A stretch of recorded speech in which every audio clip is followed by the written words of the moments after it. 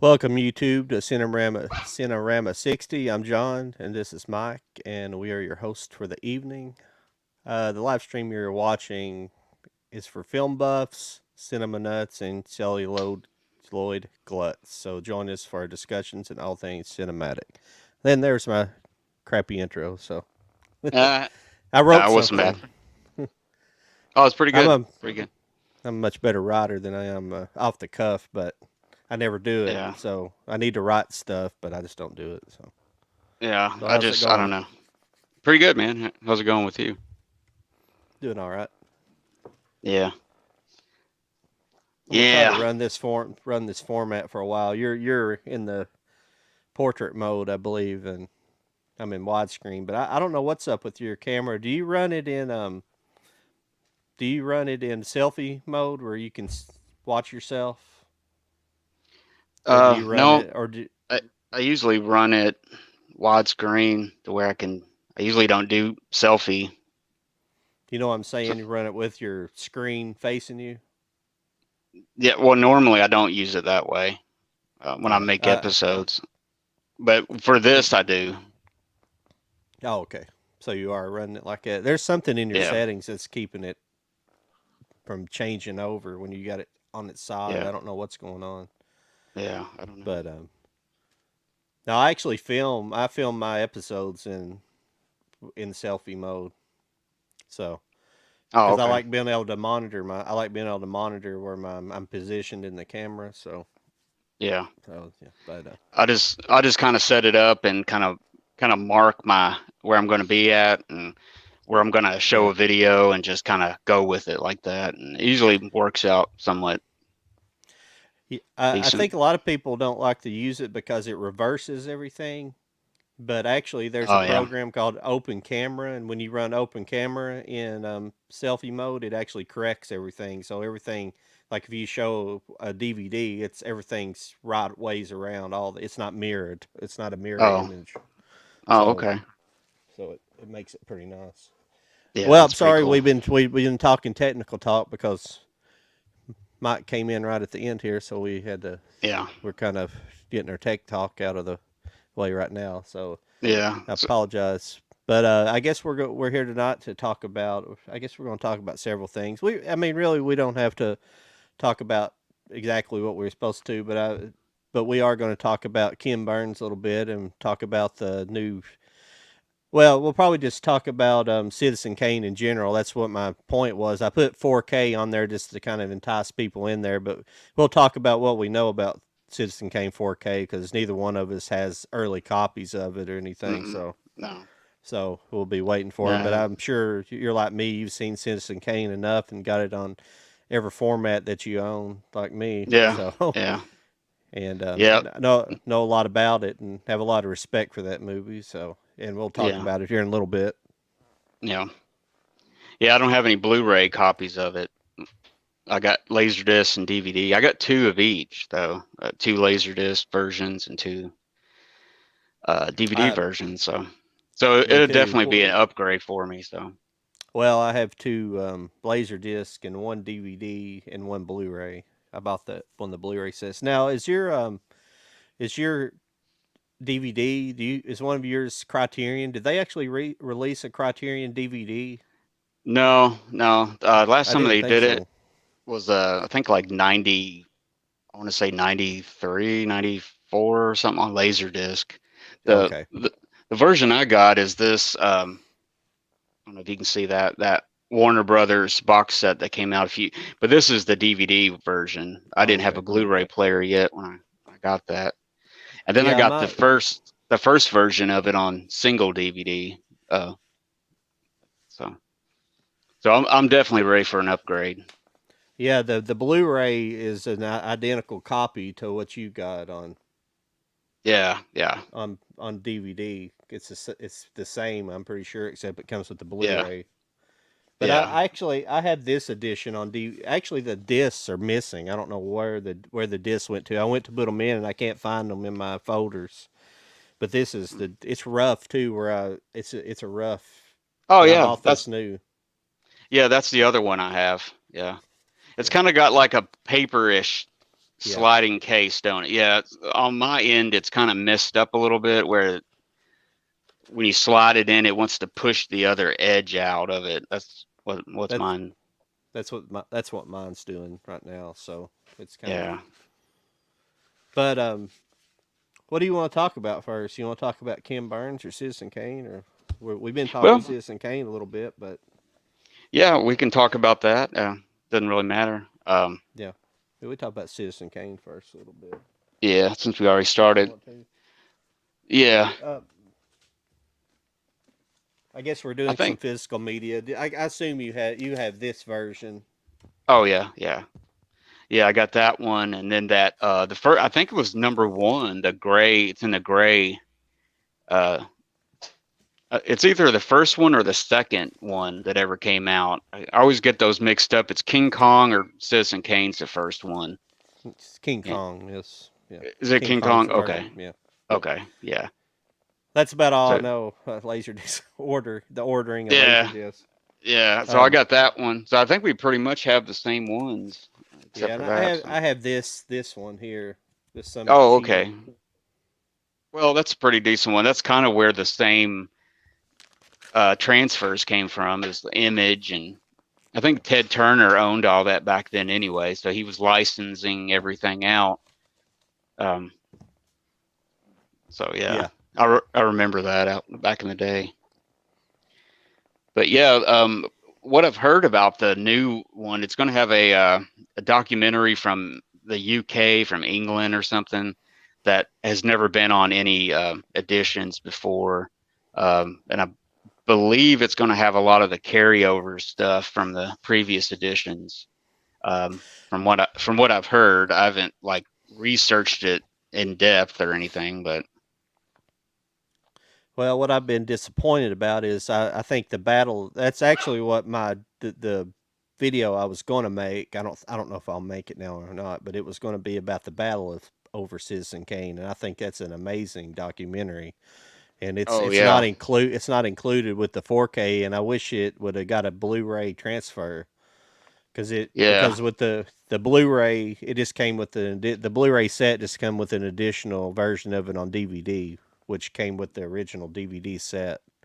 And I yeah, love that. I love that. Excuse me, I'm itching. I get on camera and I start itching. So, but yeah, I love that documentary. It's just a great insight on for the yeah. background and a good insight on Orson Welles as well about kind of what happened to his career post Citizen Kane and leading up to Citizen Kane. His kind of background story and all that. It's really nice. Yeah, it's like a almost 2 hour documentary. It's really pretty cool. And then it's Yeah, got the RKO 281. I don't think I've only watched that maybe once, but I've watched that yeah, documentary a couple times. yeah, Um, but yeah, yeah, they kind of did him bad. I mean, at first he was the toast of the town, and then he started making the Magnificent Ambersons, and it got to that point where he was done with it. They didn't like it. He flew off to do something else, and they started editing it, without him knowing about it, and just like cut mm, it to pieces, and yeah, then the legend is that it's in the Pacific Ocean somewhere, that they just scrapped everything through. They used to dump old film in the ocean. They would just dump it all out there so no one could find it. yeah. So it's really sad in a way that it's lost forever.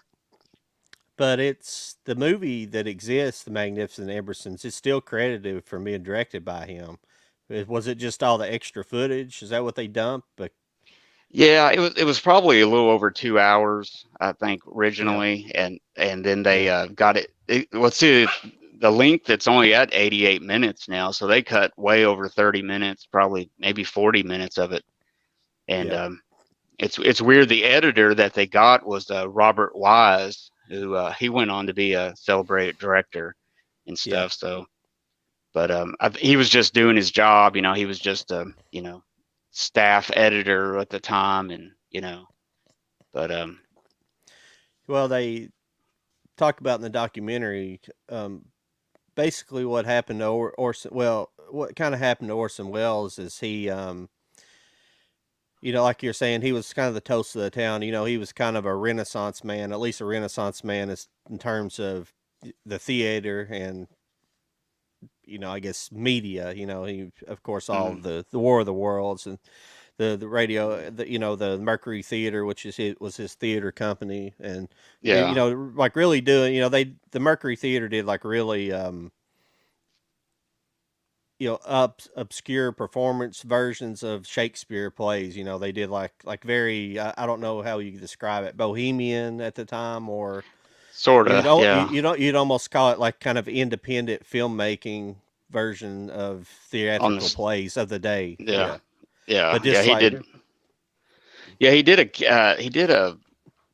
I can't remember what the name of it was. It was done with an all black cast at the time, which was kind of unheard of in a way, and I can't remember what it was. It was a version of, I don't know if it wasn't Macbeth. no, I'm I trying can't to think. remember what It's on the tip of my tongue too. I can yeah, see the scenes of it in the documentary, but I can't think of yeah, the. No, it yeah. was Macbeth because they called it Voodoo Macbeth. Oh yeah, it was, It was yeah, voodoo it was tinged. Yeah, yeah, yeah, yeah. yeah. But essentially he comes to somebody left a comment here. They probably got pissed and okay that I didn't see it. Okay, Othello, Dutch Oh, film buff. okay. Othello. I don't. Yeah, I'm not sure. How's it going? Duff film buff. That's pretty. Hey, how's it going? Dutch film buff. I'm sorry, I said Duff film buff. Duff beer film buff. No, Dutch film buff. How's it going? Yeah, yeah. Dutch Film Buff's got a really good channel. If you guys out there should subscribe to it. Um, Yeah. so but yeah, that's what it was. I was trying to think of it at the time, which, in the mid 30s, that was kind of, you know, I don't know, different for to say the least, and then Yeah. and then he did, which the famous one, radio broadcast, the War of the Worlds, and then he did that. Yeah. Yeah, and then but yeah, he was kind of riding the waves of success, and he was and then all of a sudden he kind of got the wind took out of him a little bit with that second movie, and then after Well, that, it, you no, know, well, no, it was Citizen Kane that brought him down. well, yeah, Because he essentially they went head he went went against William Randolph Hearst because the oh movie's yeah, essentially about William Randolph Hearst in a roundabout way, and he yeah, didn't yeah, like it too much, and he basically ended his career before it even began. That yeah. They show didn't, this, yeah, yeah, they didn't like that at all. But I think it was good for publicity a little bit. People went out and saw it, and it was just revolutionized, movies for the next 20 years, I would say, just with cinematography and oh yeah, production and just all, everything in that movie. I mean, I know people argue if it's the best movie ever made, and it's like, yeah, I, yeah, I can't pick favorites sometimes, but it's just yeah. has so much in it Well, that, that's the I would say the technical aspects of it are kind of what make it one of the better movies of all time, but it's because it was so revolutionary in so many ways. As mm, cinematography, and they just did things in that realm of the movie, and all of it's good. The writing's great. That's why it's considered that. It's just a yeah, incredible movie.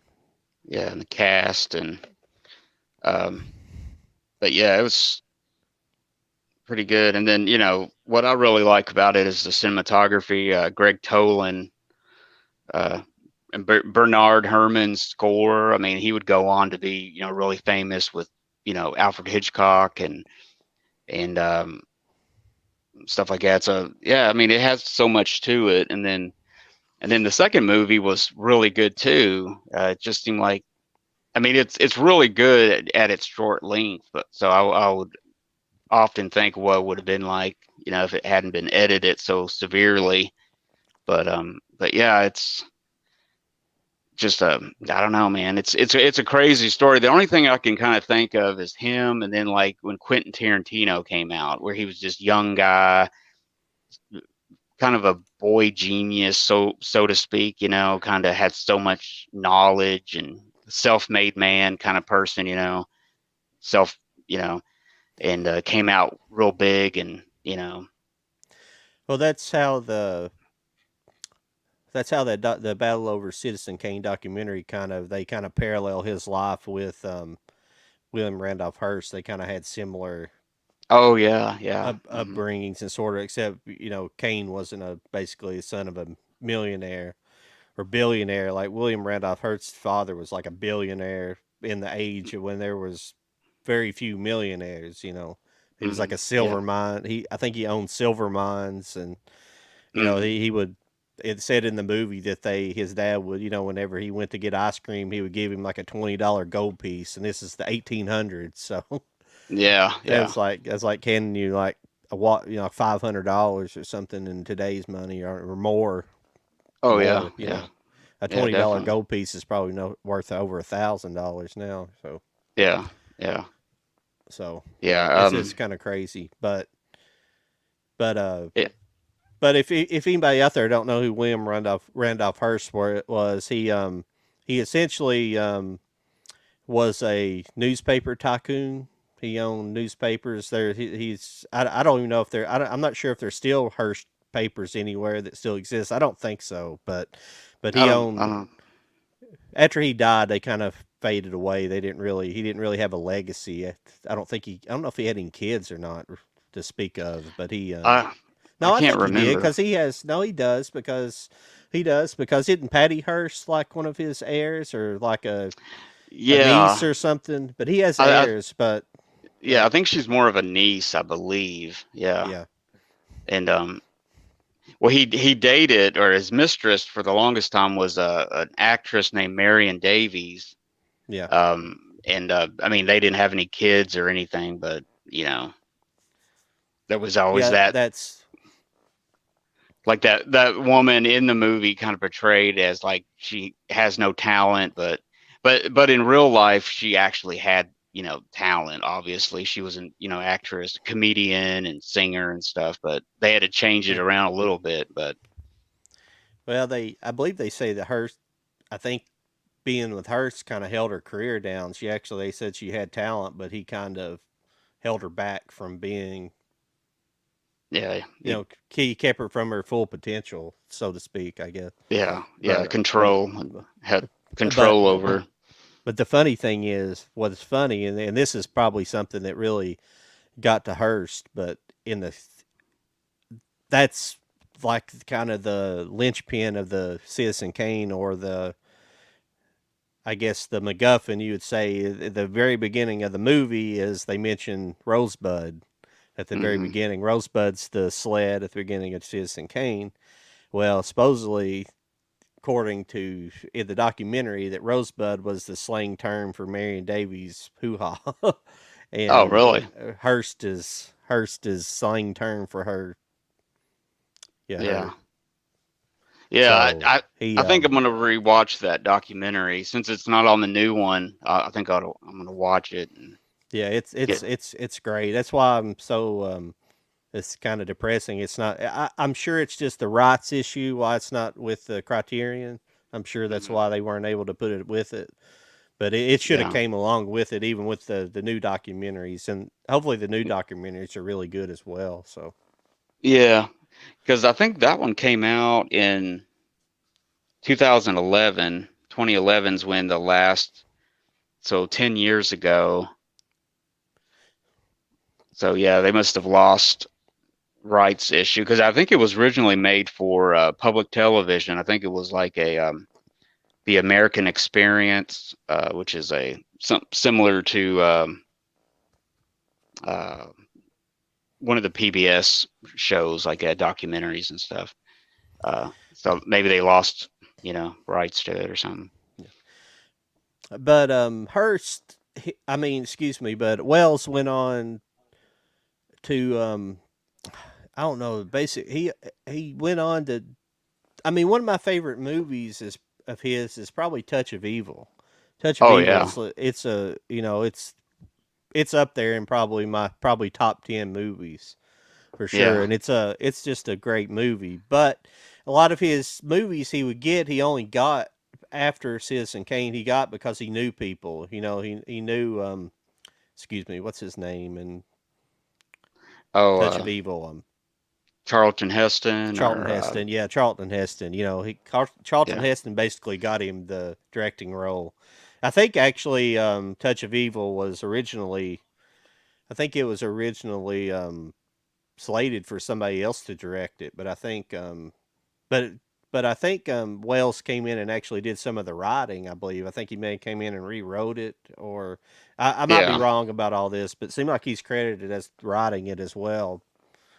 yeah. I might be Well, it's completely wrong. He might have been no, slated at the beginning, but no. He wrote the screenplay. It's based on a novel called Badge of Evil. I'm looking at okay. the back of the Blu-ray of it, Okay. but yeah, that's a great movie, and I forget sometimes of it's a it's a later film noir, so to speak. It's kind of a Yeah. it's such a I don't know. It's just a great movie. It's hard to and then the Blu-ray of that has those three different versions on it, running times. They got Yeah. so yeah, but a lot of times he would like make a movie for the studios, and then with a little bit of money from that, he would try to start the projects that he was making independently a lot of times, and he would more or less finish them or not finish them, and then move on to something else, and then by the end Yeah. of his career, he was making commercials and stuff, and which is Yeah. kind of sad. It seemed like he just never caught up to where he was at, with Citizen Kane, and after, it just seemed like after that he just kind of stumbled. He was never Yeah. just solid, he had to Yeah. He work had to even beg for harder. mo- Yeah, he had to beg for money basically to make anything. He just never had any money. He was yeah, to make anything significant after that. They just yeah, wouldn't. He basically got blacklisted from Hollywood, so to speak. Even though he was still like highly regarded throughout. In some circles of Hollywood as probably one of the great directors ever. But at the same time, he's like, but you can't work with him. yeah, He's great, but you can't work with him. Even later, even 20, 30 years after Hearst died, he still wasn't able to do anything. And everybody knew hmm he could direct. He was a great director, and hmm well, that's how crazy Hollywood is. yeah, You go against the forces of evil in that town, and you're shut down for yeah, good. yeah, it seemed like he would he wanted to be the independent filmmaker, but a lot of times he would have to use the money of the producers of the studio, and they would want too much control, and then, he was Yeah, difficult to work with in that sense. But but it seemed like before Citizen Kane, like he had money, and he everything was given to him so easily. Everything came to him. I mean, it was deserved, you know, with his talent. But then it seemed like afterwards it kind of shifted a little bit to where he was more like you said, more or less begging for this job, or trying to get this project off the yeah. ground, or so yeah. What was the name? What was the movie that got put together just a few years ago that got released to Netflix? That was one of his Oh yeah, unreleased, unfinished films, and they went back and finished it and cut it together. I'm trying to yeah. think it, of that. it has something to do with the wind. I'm trying to think of what it something to Yeah, do with the wind. I'm trying to find it here. I'm sorry, I'm lost in lost in an internet movie database trying to find a directing thing. I'm on his acting Yeah, list, and it's not the yeah. but that movie. I actually have another laser disc. It's a documentary about that project. I think it was a documentary made in the 70s. I think about, and it's Mm-hmm. it's about that production, about it that not getting made. But Mm-hmm. I can't remember. I haven't watched it in a while, but it's on Laserdisc that I found it. But there's a lot of the footage that's in that documentary. Mm-hmm. Um, Yeah, there's a couple of really good documentaries that's come out in the last 5 years. There's one called The Magician. which I have that on Blu-ray. Then there was the one that was on Netflix along with that movie that got completed afterwards. That's on there. And they kind of go into it. Gosh, I can't think of the name. I just know it's something with wind in the title. I never did get a chance to actually watch it. Seemed like it was pretty good. Let's see. I'm trying to find it here. I finally. The Other Side of the Wind. Okay, okay. Yeah. Yeah. That's what I'm good at, having brain farts and forgetting at the last minute. So, Yeah, it's um, credited for 2018. okay, yeah. There's another documentary coming out called Wells. I don't know if it's made by Toby Hooper. It says Hopper. Hopper, no, excuse me, Hopper and Wells.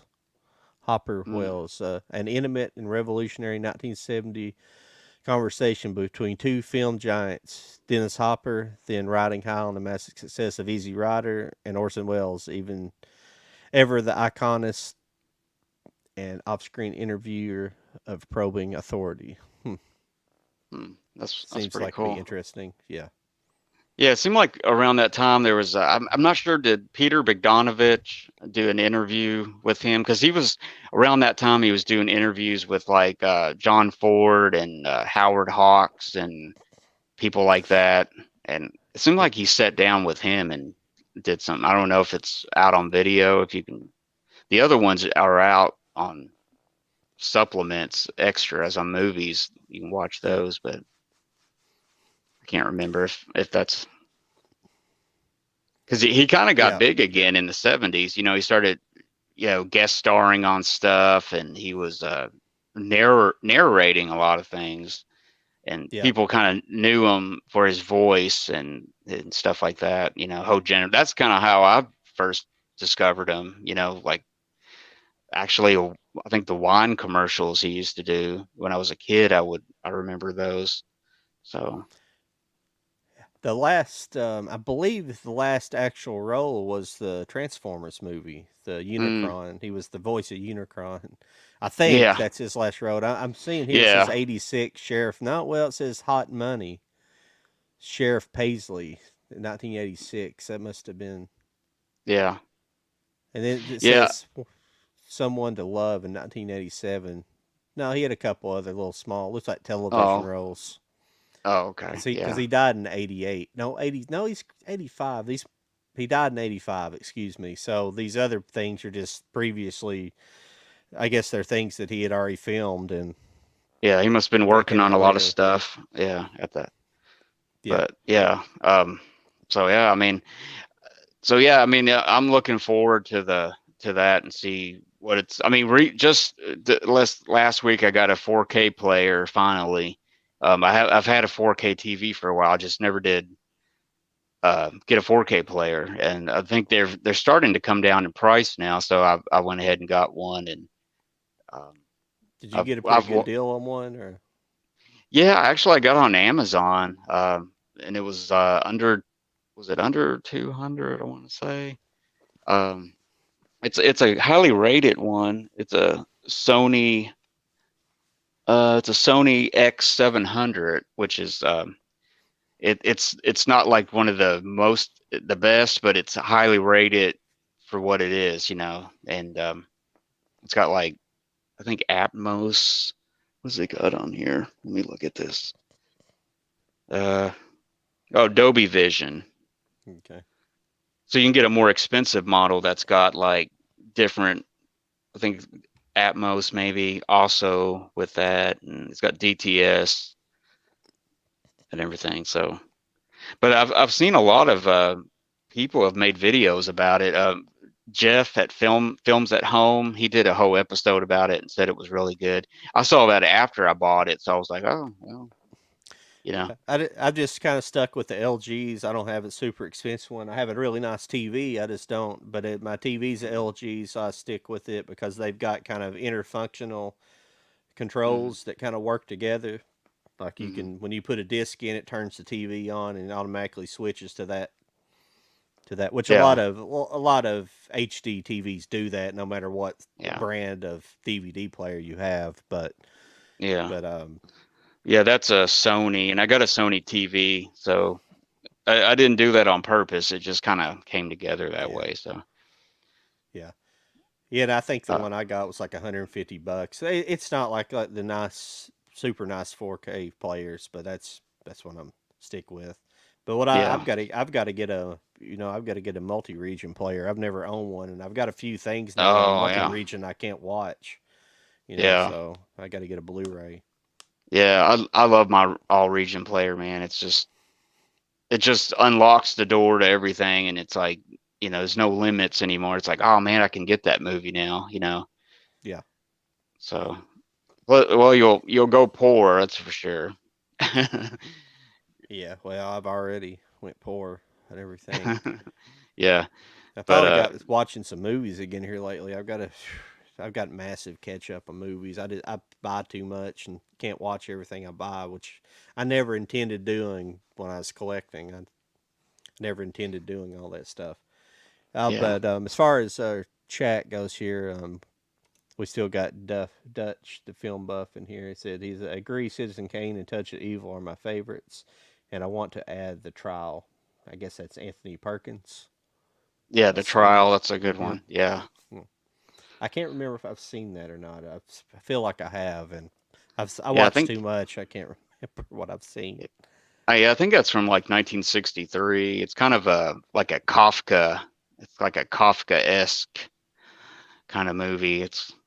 I feel like I've seen that. I feel like he Yeah, plays a lawyer. Obviously, I assume.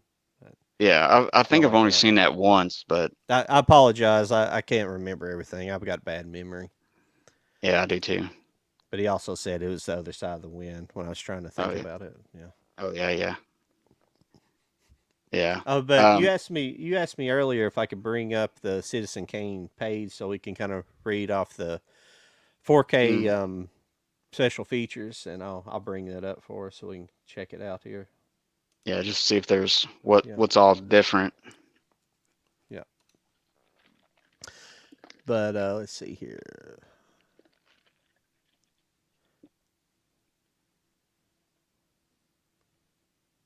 Yeah, in here. Let's see here. In the most dazzling debut feature in cinema history, 25-year-old writer, producer, director, star Orson Welles synthesized the possibilities of sound era filmmaking into the what could be called the first truly modern movie, in telling the story of the meteoric rise and precipitous fall of William Randolph Hearst's like newspaper magnate named Charles Foster Kane. Wells not only created a definitive portrait of American megalomania, he also unleashed a torrent of stylistic innovation for the jigsaw puzzle narrative structure to the stunning, deep focus camera work of Greg Toland that ensured that Citizen Kane remains fresh, galvanizing for every new generation of moviegoers to encounter it. Sorry, I wanted to read all that because it's a pretty good little intro. But as far as 4K features, the special features for the 4K, new 4K digital restoration with uncompressed mono natural soundtrack, 4K UHD edition, one 4K UH disc of the film presented in Dolby Vision HDR, and the Blu-rays with the film and special features.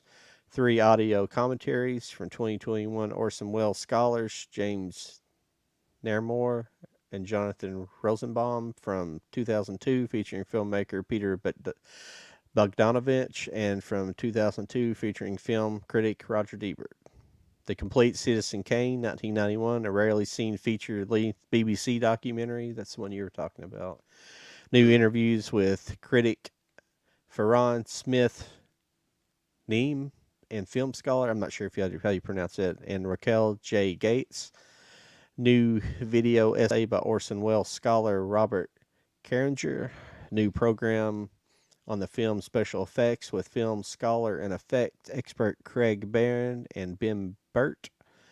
Interviews from 1990 with interviews from 1990 with editor Robert Wise, actor Ruth Warwick, optical effects designer and Linwood Dunn, excuse me, Bogdanovich, filmmakers Martin Scorsese, Henry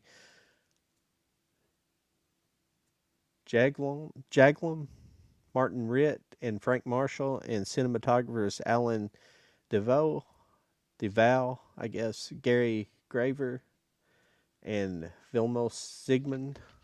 New documentary featuring archival interviews with Wells, interviews with actor Joseph Cotton from 1966 and 1975. The Heart of Age, a brief silent film made by Wells as a student in 1934. That's pretty cool. Oh yeah, yeah, Television program from 1979 to 1988 featuring appearances by Wells and Mercury Theater producer John Houseman. Program featuring 1996 interview with William Allen and his collaboration with Wells. Selection of the Mercury Theater in the air radio plays featured on the air radio plays featuring many of the actors from Citizen Kane. Trailers, English subtitles, plus deluxe packaging. No, okay. yeah. That Now, so far, man, that kind of blows all the other additions away. I was going to ask you, what did you think about the artwork? Because when they first announced it, a lot of people was kind of some backlash about it that they just kind of didn't do a good job or people didn't like it, and some people liked it. And it was but what do you think about it? well, what I'm seeing with the just the black and the K, I kind of like it better than this. So it's going to Oh be yeah, probably about this size box as well, probably about the same thickness, the way it looks. I oh haven't yeah, seen. yeah. It might be bigger. I can't. I haven't looked at the exploded view on Amazon in a while, but Mm. um, it looks fine. Now I think there's actually. I think there's another edition floating out there that's. I think I see on Amazon. It's like the. It's like this is the 70th anniversary edition, and I think there's the new one. The 4K is the 80th anniversary edition, but it's not. It's not the Criterion. I think it's just a 80th anniversary edition, which I would say it would not be. It's basically going to be this set I have here, but with the 4K. So it's probably not worth rebuying in that version. Yeah, yeah, yeah. I haven't seen that one yet. I mean, as far as artwork, I mean, it's fine. Yeah, I mean, I wonder if it opens up, kind of expands on that somehow, which it probably does. I mean, um, but I was really thinking that this would be their very first 4K, but I think Mulholland Drive ended up being the very first Criterion 4K, because I was thinking maybe yeah, they would do that since the history of it going back to the Laserdisc days, you know, being the second one. But yeah. Well, yeah. I don't think I'll rebuy Mulholland Drive because I had Mulholland Drive on DVD, and then mm, I not too long ago rebought it on Blu-ray. So I don't know if I'll replace it because I don't know how much better it's going to really look. I'll be perfectly honest with you. I know you just got a 4K player, but so I can't really mm, ask. I don't know how much you've actually got to watch in 4K yet. But what have yeah. you watched that's impressed you so far in 4K? Well, so far I've only watched the Arrow edition of Flash Gordon. I watched that, and That's I a good watched transfer. Yeah. yeah, and I watched a little bit of the Clockwork Orange that I won on. I was going to say Oh yeah. thanks to Jody and everybody and you guys. Thanks to you, John. And then I got recently got Yeah, thanks, Dune. Jody. That was all Jo- him on that one yeah. for that one. Oh, okay. Then I got Dune recently, and I haven't been able to even dig into that. I think that made me really think. Yeah, it's time to get a 4K player finally. It's an early Christmas present, um, but so far that's it. And Mulholland Drive, I just got that last year on Blu-ray from Criterion. So, Yeah. but I have heard a few people talk about the 4K version, and they said it looks really good. But I mean the Blu-rays look really good anyways. I mean they're up. They're kind of what aren't they like upgraded a little Mm. bit when you play Yeah. it It's on it's there? gonna. Yeah. Up Well, converted a little bit. it just depends what your TV. I'd say being the Sony, it probably looks really good because if Mm, I had it to go over, see, I bought an OLED. The last TV I bought, I just went ahead and mm, threw down the extra money and bought an OLED. But I, mm. if I had it to do again, I might try to spend a few more bucks and buy the OLED Sony OLED because I think they're a little bit better. Yeah, Sony's have always had great looking TVs, but I yeah, always like the LGs too. So I'm happy with this TV. yeah. Yeah, So, when I got my but Sony TV, the OLED had just come out, and it was like really expensive, and it was just like, I don't think I won't get that one. yeah. So But I'm sorry I got off track as I usually do. But basically, some of the it just depends what the software's the up conversion software is like in the TV. yeah, It, yeah. it depends how So it up converts. Some do a lot of up conversion, and also the players up convert too as well. I don't know if it's in the player or in the TV, but some of them both of them does up conversions on some of that yeah, stuff. a little bit of both. Yeah, I'd rather it didn't because my I don't know if the OLED does a lot. It does some, but I don't know. yeah, yeah. I'm not too sure on the tech side of all that because that's As long as it's native HD, it usually don't try to do any yeah. extra up conversion. I don't think if it detects a Blu-ray in there, I don't think it'll up convert any. Mm. I'm not positive about that, but like a DVD, it may. If it's a regular DVD, it'll. But there's a Oh lot of yeah, there's a lot of transfers that I get like either television or even movies that I'll pop in and they'll look great. You know they'll look great on DVD even the transfer that's been put on there. And really, mm, what only thing it's really the on the tech side of things is what you're doing is you're just the smaller the file is you're just adding more compression to it. That's and adds noise essentially to the that's yeah, and that's why 4Ks are so much better because they hold so much information. You can put a fairly uncompressed movie onto the disc and yeah. but that's why some of these like really long movies. I'm trying to think what is Like out right now. I have something that's really. Oh yeah, the Lord of the Rings, like oh yeah, the Lord of the Rings, the expanded editions. mm, They're on two discs on 4K discs, so they're like uncompressed. Even though I don't know how I feel about those transfers. Even on my TV, I wasn't really blown away with them. I'll be perfectly honest yeah, with you. yeah. I was gonna say I haven't watched anything in black and white yet because I've heard 4K in black and white makes a real big difference. Um, but yeah, I haven't watched anything. I pop those in, and that's about it. I mean, it's really new still to me. I haven't even played around with it much. I've just messed with the settings a little bit and stuff. But yeah, I'm looking forward to it. So yeah, Yeah, I think it might be my only. It may be my only black and white 4K I have so far. I believe. Well, I haven't bought have it you yet, but when I get it, but have you watched the Dune yet or not? no, I Because haven't been able I'm to. not I'm not worried about if you watched it or not. But I was just wondering what you thought about the transfer of it. I'll talk to you about it at a later time after you've watched it. Yeah, yeah, I'm gonna when I get a chance to be able to sit down and just get into it, because I know it's got a lot of supplements on there, but those are probably standard definition anyway. But I usually Yeah, dig into the extras first and kind of yeah. root through those. But yeah, I mean, so yeah, it's one of those things. I'm kind of the opposite. I like to watch the movie first again, and then I'll watch some of the extra features. I'm not a big extra features unless it's a documentary. I like documentaries, but I'm not a Mm, big like audio commentary person. I don't listen to a lot of audio commentaries for some weird reason. I like documentaries, but not audio commentaries. It's kind of odd. yeah, it just depends. I guess if I'm in the mood, I'll do an audio commentary.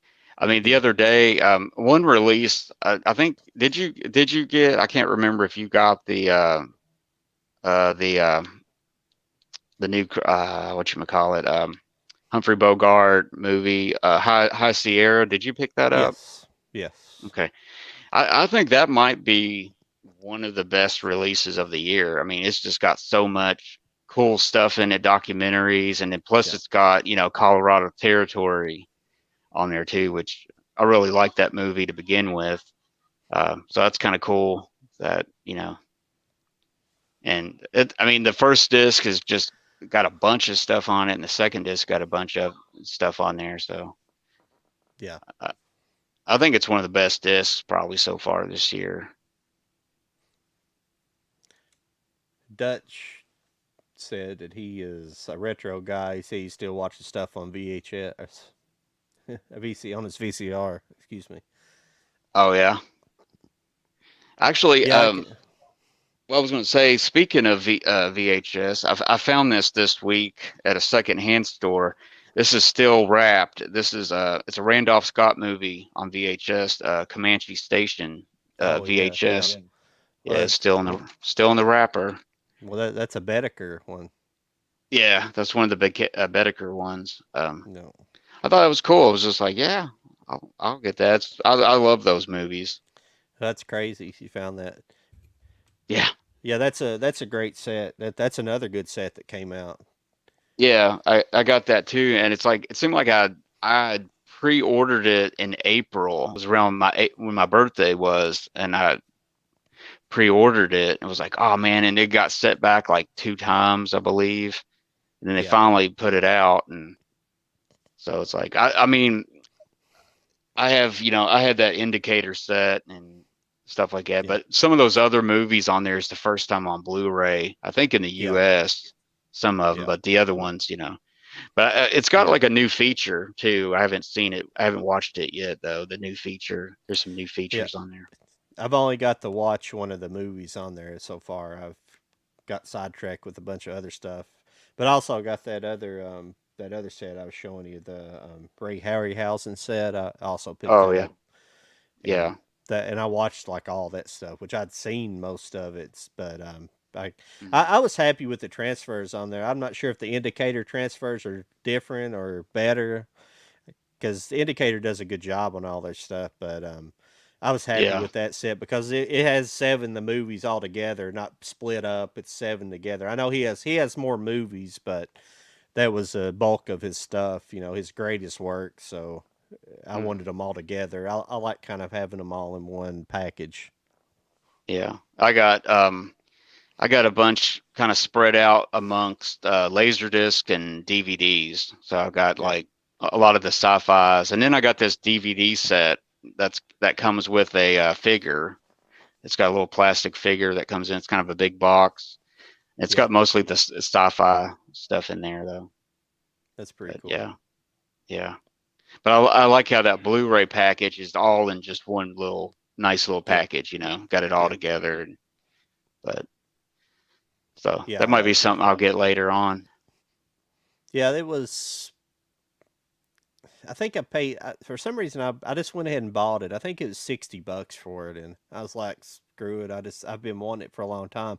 I think it was Mhm. more expensive at one time. I think it actually 60 was on sale for it. I thought, well, I'll buy it before it goes out of print or something like that. So Mhm. I went and Is picked it that? up. And Do you remember if it's the Milk? Is it Mill Creek? no, it's some kind of European. It's like a European release. Oh, okay, okay. Now it's Yeah. it's a European release, but it's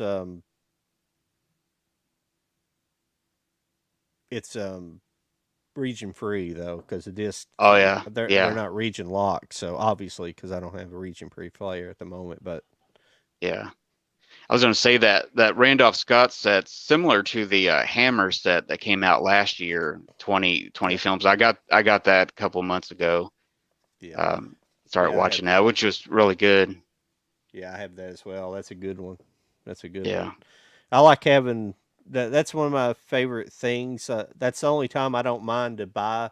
You heard me before, a couple months ago, how I kind of started getting ticked off about how Arrow and these other companies started putting out all these single releases on these big, I mean, I know Citizen Kane's coming out. Some movies I understand, but they started putting out these big thick box sets for everything, and these big Mhm. expensive sets, and I started getting aggravated at that just because it's just starting to get extremely expensive, and sometimes I just want the movie, and Yeah, yeah. that's why I don't lose sleep too much over the 4Ks coming out, because most of the Blu-rays, I mean, that's is pretty damn Mm, good. These yeah. movies are never meant to ever be in that high definition.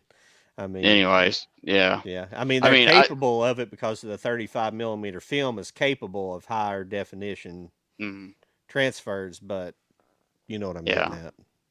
Yeah, I mean, I don't think I'm going to buy everything in 4K, from this point on or anything like that. So it'll just be reserved for certain movies or something, something semi special or interesting and stuff like that. So, like Yeah, they've been Dutch. releasing all the Stanley Kubrick movies. They've been a few, I guess, one every year, a couple every year so far. So I've been Yeah. getting those since Spartacus. Well, I have the set up there on Blu-ray that has all of this stuff in it, or basically all of it. And then I've got Mm. a couple of the other films that's on Criterion, which is the Oh, like his war movie. I always forget the name of it. The Paths of war Glory. Paths of Glory. Yeah. And Yeah. then he's got another one earlier. He's got one that come out either after Paths of Glory or before it. That it's a like a Oh, crime noir oh type yeah, movie. Yeah. yeah. The killing. Yep. The Killing. The, Yep. That's yeah, it. yeah. That's that. So I have those, but I have that set. So I've not bought. Well, that's not true. I have a couple of things on 4K. I think I had Spartacus on the Steelbook. I think I got that Spartacus release on 4K, and then I got the 2001 release. Oh, and then Mm. I have Full Metal Jacket as well, and on the Oh yeah. Steelbook. So Oh okay. I do have some of it, but I haven't been exactly going and buying everything he's been putting out. I'm kind of waiting for him to put a 4K set out. That's what I'm waiting for. I'm trying not to buy everything, and so Oh yeah. yeah, Oh yeah. I did stick in the Shining for a minute. I got the Shining on 4K and I listened to the soundtrack and it sounded really good. how's The it the going? Sleeping soundtrack. collectibles. Yeah, Yeah, yeah, like at the opening of it, the opening music is like really good. So I was just kind of testing some yeah. certain things, and so But Dutch, he said, I already own the Bedecker DVD set. Didn't upgrade to Blu-ray.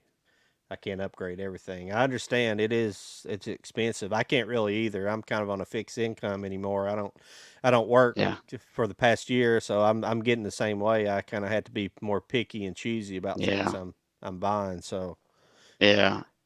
I don't know. so I'm a big Randolph Scott fan. I guess I triple dipped on that set, so to speak, because they had the indicator, Sony, yeah. and then they had the Indicator. Now they got the Mill Creek set. Oh, So and then plus in Europe they got like in Australia they got two or three other ones like that too. So I guess I triple dipped on that one. But how's it going, John? Sleeping collectibles. You doing all right tonight? hello.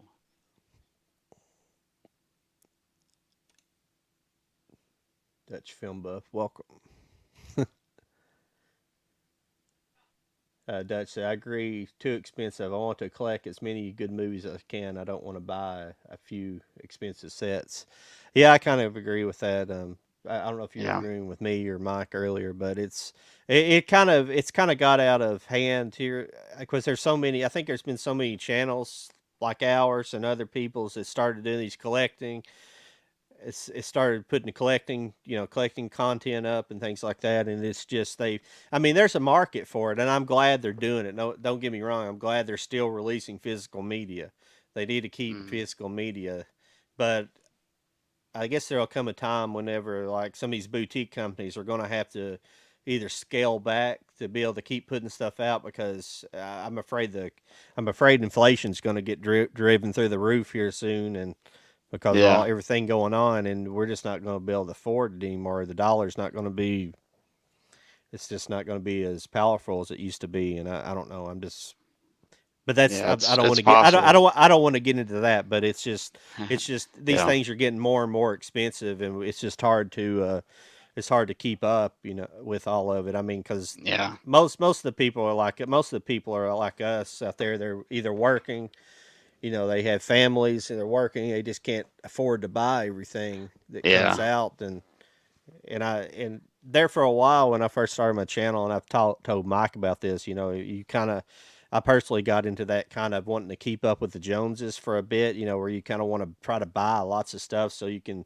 And then, but what is happening? I was falling behind on my watching. I was buying so much I'm not watching, Mm, yeah. especially with all the garbage I was getting from Dollar Tree. That stuff's just garbage for the most part.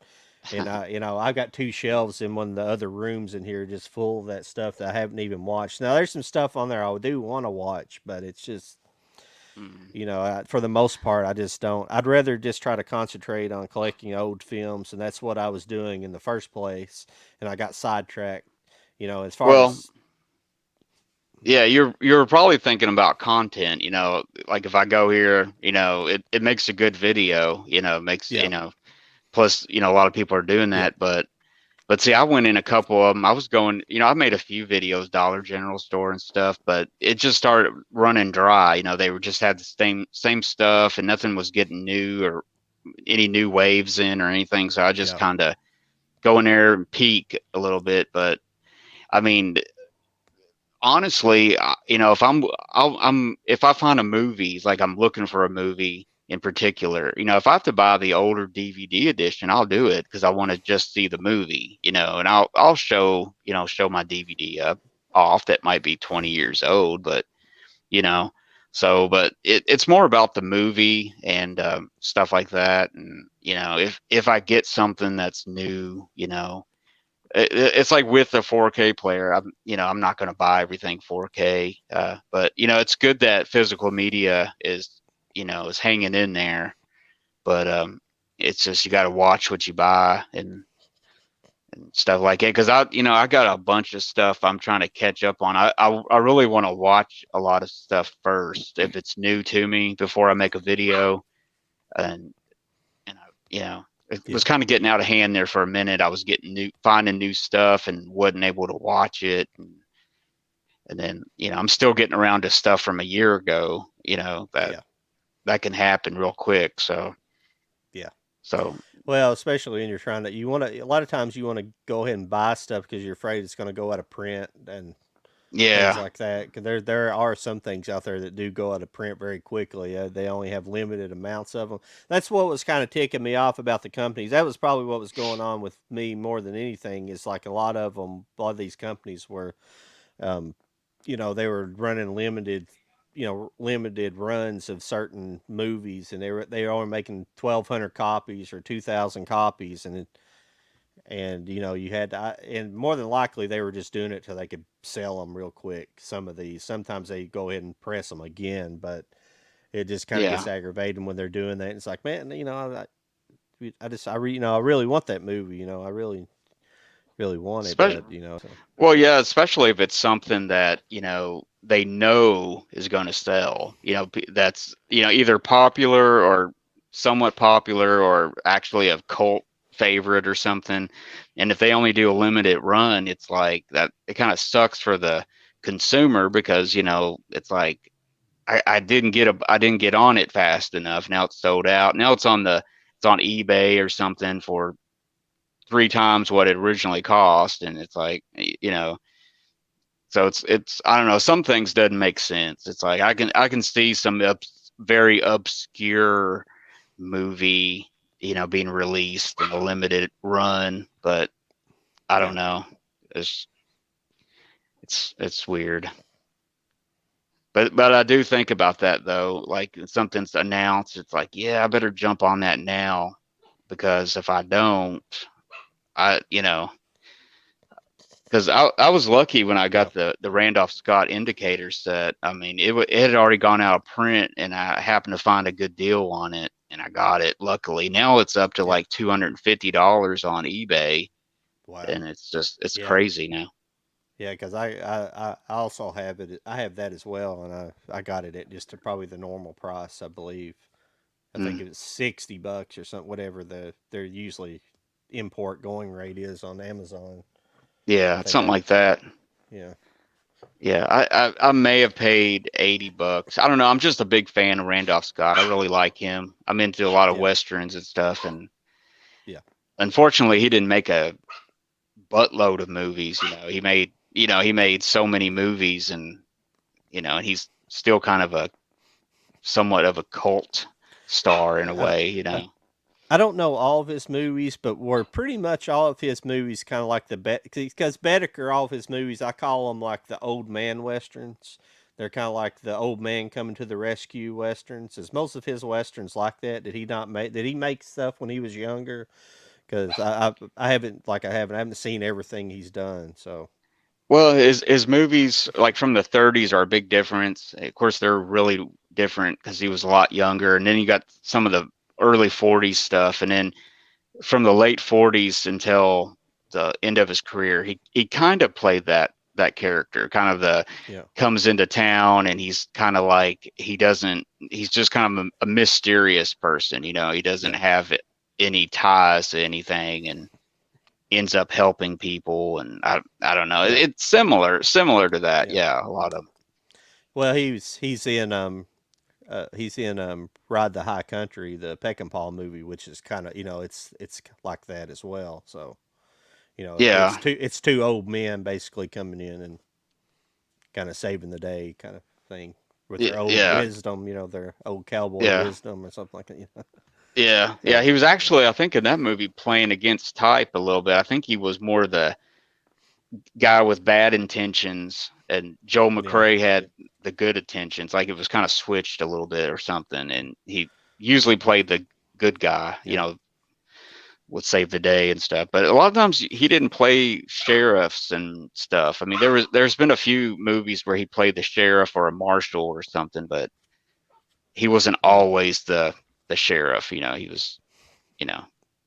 okay. So I don't know. What? Well, you want to get into Kim Burns a little bit? I know that we kind of got off on a little bit of a Yeah. tangent there. If you don't, Oh if you no, want to, but no, I yeah, mean that that's anytime we do these shows, just we can talk about anything, but yeah, we that's what's we fun about it. but we'll get into our next topic here. I guess is Ken Burns. Yeah. What Let's I'm trying to think where I want to start with Ken Burns here. well, we were talking last time. I think if I had some notes, uh I think we were just kind of I think we got as far as just kind of going over a few of his movies. I think just kind of, or not movies, documentaries. We were just kind of just Yeah, dotting, jumping around on different ones and ones we've seen and stuff. And I think that's about as far as we got. but if anybody out there is not familiar with Ken Burns, Ken Burns is a documentary filmmaker, an American documentary filmmaker who makes documentaries essentially about the American experience. Um, he's made movies from the World War II to he made movie. His first movie was basically about the Brooklyn Bridge. It was adapted from actually a book about the making of the Brooklyn Bridge, but he turned it into documentary form, and he's made all kinds of things. He's made about the Civil War. The Civil War is probably the one that probably broke him into mainstream. That came out in Yeah, I guess the late '80s. That was his first really big documentary that got him yeah, notoriety. But he had done like the Brooklyn Bridge and a whole series of others beforehand that are a little bit smaller in scope, but very hmm, powerful documentaries. He's a really wonderful filmmaker and really yeah, I mean, like I'm saying, like I just recently picked this up, Mike. I didn't own it, but I'd seen it all. I'd seen it on like either on Netflix or mm, was his stuff on Netflix or Hulu? I can't yeah. remember. Netflix a couple years ago because Yeah, I watched it on there too. yeah. I There also was quite a picked few of this them. up. Yeah, This is another Prohibition. another excellent. I mean, all of his documentaries are excellent. There's Yeah. some new ones I haven't seen. I need to see the country music one. I need to buy that, and he's got a brand new one out on Muhammad Ali, so it's probably pretty good. So Yeah, I looked up on his wiki page, and he's still got like he's got like 7 of them that he's working on, or they haven't come out yet. But he's got ones like you said, Muhammad Ali. He's doing one on the American Revolution, the Holocaust, one on Ben Franklin, stuff like Yeah. that. So yeah, Yeah. If you're, I'll show you guys what Mike's talking about here. Oh, hit the wrong button. There we go. but yeah, yeah, well, like with Civil War, that was his, like you said, that was his first, big, sprawling, uh, epic, I guess you could say, as far as documentaries. It was. I remember when it came out, I was probably 13, 14, and I remember it was a big event. I mean, it was very popular. You heard a lot about it, and and 1990. Yep. yeah, 1990, and it was on. Gosh, I want to say, I don't know if they showed it. I forgot how they did that. I don't know if they did a weekly thing because it's like 7 hours long or more. I Yeah. think I forgot how they played it played it out, but yeah, it was a major event when that came Yeah. out. It was to a documentary to be that popular. Now, something I'm kind of confused on. Now, they got baseball credited down here in 1994, but Mm. the Blu-ray set I have obviously goes to 2009. So I don't know if was it originally out in 94 and then it was updated till to 2009, or I don't understand that. Yeah, that's what I'm looking at. That I guess it originally came out in '94. I mean, I don't know if they re-released it in 2009, or maybe that's that. I don't know. Maybe that's the release of the set. Maybe I don't know. But what I figure is '94. Um, I didn't watch that till just recently. I saw it on Netflix. And I think I watched most of it. It's a really big one. It's pretty big, pretty long set. Um, but yeah, it came out in '94, so I'm not really. Yeah. I'm not sure if I've seen this one, The West. I'm not sure if I've seen that documentary or not. Oh yeah, yeah, yeah. That was on Netflix too, I think. Yeah. I'm sorry if you might be able to hear my dogs. They're going. Yeah, I don't know he's what all they're right. barking at. But yeah, the West. That's really cool too. I mean, that's the thing about him. He just, I don't know. I guess if you like history, then everything's cool, to you. But I don't know. He just has some really cool subjects, and I guess it's the way he approaches it. It's got Yeah. like a certain style, and his use of music and uh, different stuff like that. Really, it just really fits well. A lot of times the narration that they have in it and stuff. It just, I don't know. It Yeah, I'd love to have that Frank Lloyd Wright. I don't think I've seen that one either. I love architecture, stuff like that, documentaries on architects. And I don't, for some reason, I feel like I have seen that. I'm not positive if I've seen it or not, but I don't that's think probably I've really seen that good. one. That one's Yeah, probably good. That one's probably good. yeah. And Thomas Jefferson, Lewis Clark. I love history, and I like American history as obviously, but Mm. I like to see all this stuff. Some of this stuff I haven't seen, and some of the little stuff. The national parks is one I definitely want to buy. For some reason, think I've seen parts of it, but I haven't. Mm. It's been a long time since I've seen it. So Yeah, yeah. It's just really interesting stuff, and like I said, it seems like he has a certain way that he approaches it. It doesn't he's not like a typical documentarian.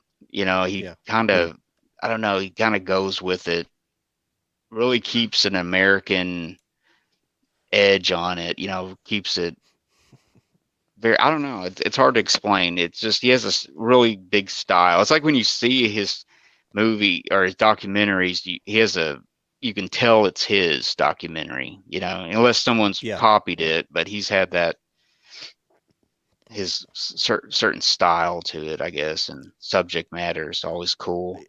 yeah. That's I think before we went off the last time, that's what I was talking.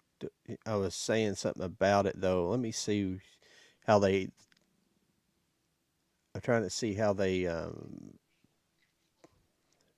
how it's stated here.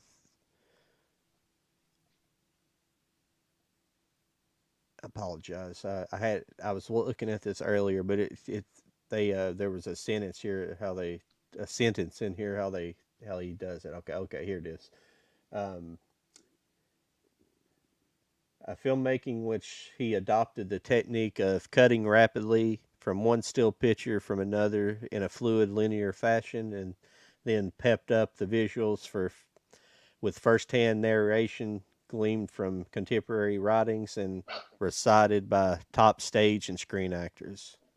Yeah, yeah. You know, so Yeah, it's kind of like with the photos and stuff. He has a way his look is kind of like photos zooming in and yeah, transitioning out and moving left to right and yeah, like at that like in 1990 documentaries hadn't went that way. It was more professional, more yeah, cinematic in a way and not just here's a picture, yeah. here's someone talking, here's a picture, Well, and classic just style. in the way he approaches different subject matter, because when he did the war, for example, how many documentaries have been made the war, which are just most documentaries are just a lot of footage cut together with some with just narration over top of it, just talking about Mhm. what scene they're talking about, which kind of following the different theaters of the war, basically. But what he did with the war was he the documentaries kind of through the eyes of the people back home and the Mm, stories that surround like I think there's like four or five communities around the United States where different soldiers came from. So he kind of followed those soldiers through their different theaters of war, and in the mm, stories surrounding like their family members and friends surrounding them, they were surviving, or or newspaper stories that had that talked about these mm. people, or maybe these people were killed, or things like that. But told it's like a different way of telling the World War II story. It's a more Yeah, intimate way of telling, and it works really yeah, well because he still takes you through a lot of a lot of war footage, mm, but he does it in a kind of a softer. He builds it up in a softer manner than yeah, just pounding you, putting it like right to just putting it right to it. So it's really well yeah. done. I think one of the things also that I don't know if he was first to do it, but like in the war and Civil War, reading the letters of the soldiers, like that, Yeah, they had, and so you really got a sense of what was going on and how what they were thinking about, and really what their day to day was like, because they had the diaries of people and stuff, letters home and stuff like that, which is really really cool. And then having you know, like different people read it, so you hear different voices to the different, so it really gave, I don't know, it really made it come to life, gave it breath, kind of, you got to, like, you yeah. could hear those people, and Yeah, stuff like he's that. very he very much humanizes to his Yeah, movies. yeah, It's all yeah, they're most of them are about the social and human experience surrounding mm, these events, or what subject matter whatever subject matter he's you know talking about, or he's yeah, exploring, or whatever. Um, yeah, yeah, I mean, like I'm saying, prohibitions like that, and another one that I really like is, and these are kind of what I would consider some as smaller, but like the Dust Bowl, it's mm, really because the Dust Bowl and the Prohibition, that eras kind of go together. Kind of one yeah, takes over from the next, basically. So yeah, and I think maybe in a certain way that he may be, he jumps around a bit, but sometimes he kind of does stuff in chronological order. Like he makes one movie that or one series that kind of ties into another series in kind of a mm, chronological order as well. Like he's working yeah, his way up through the centuries, but different, it's yeah, not exactly like that. But yeah, yeah, I feel like he gets interested in a certain era, like a certain it, era in mm, America, and then he kind of focuses on that era for a while and goes into like deep yeah, study of that era, and and then you get a few different documentaries about that time period. Yeah. Yeah, that's true. Um, but yeah, like, but yeah, I guess I like I guess the Americana, I guess, of it all. It's like you don't have to be a flag waving American, to Hmm. appreciate this. I mean, I think Yeah, anybody can.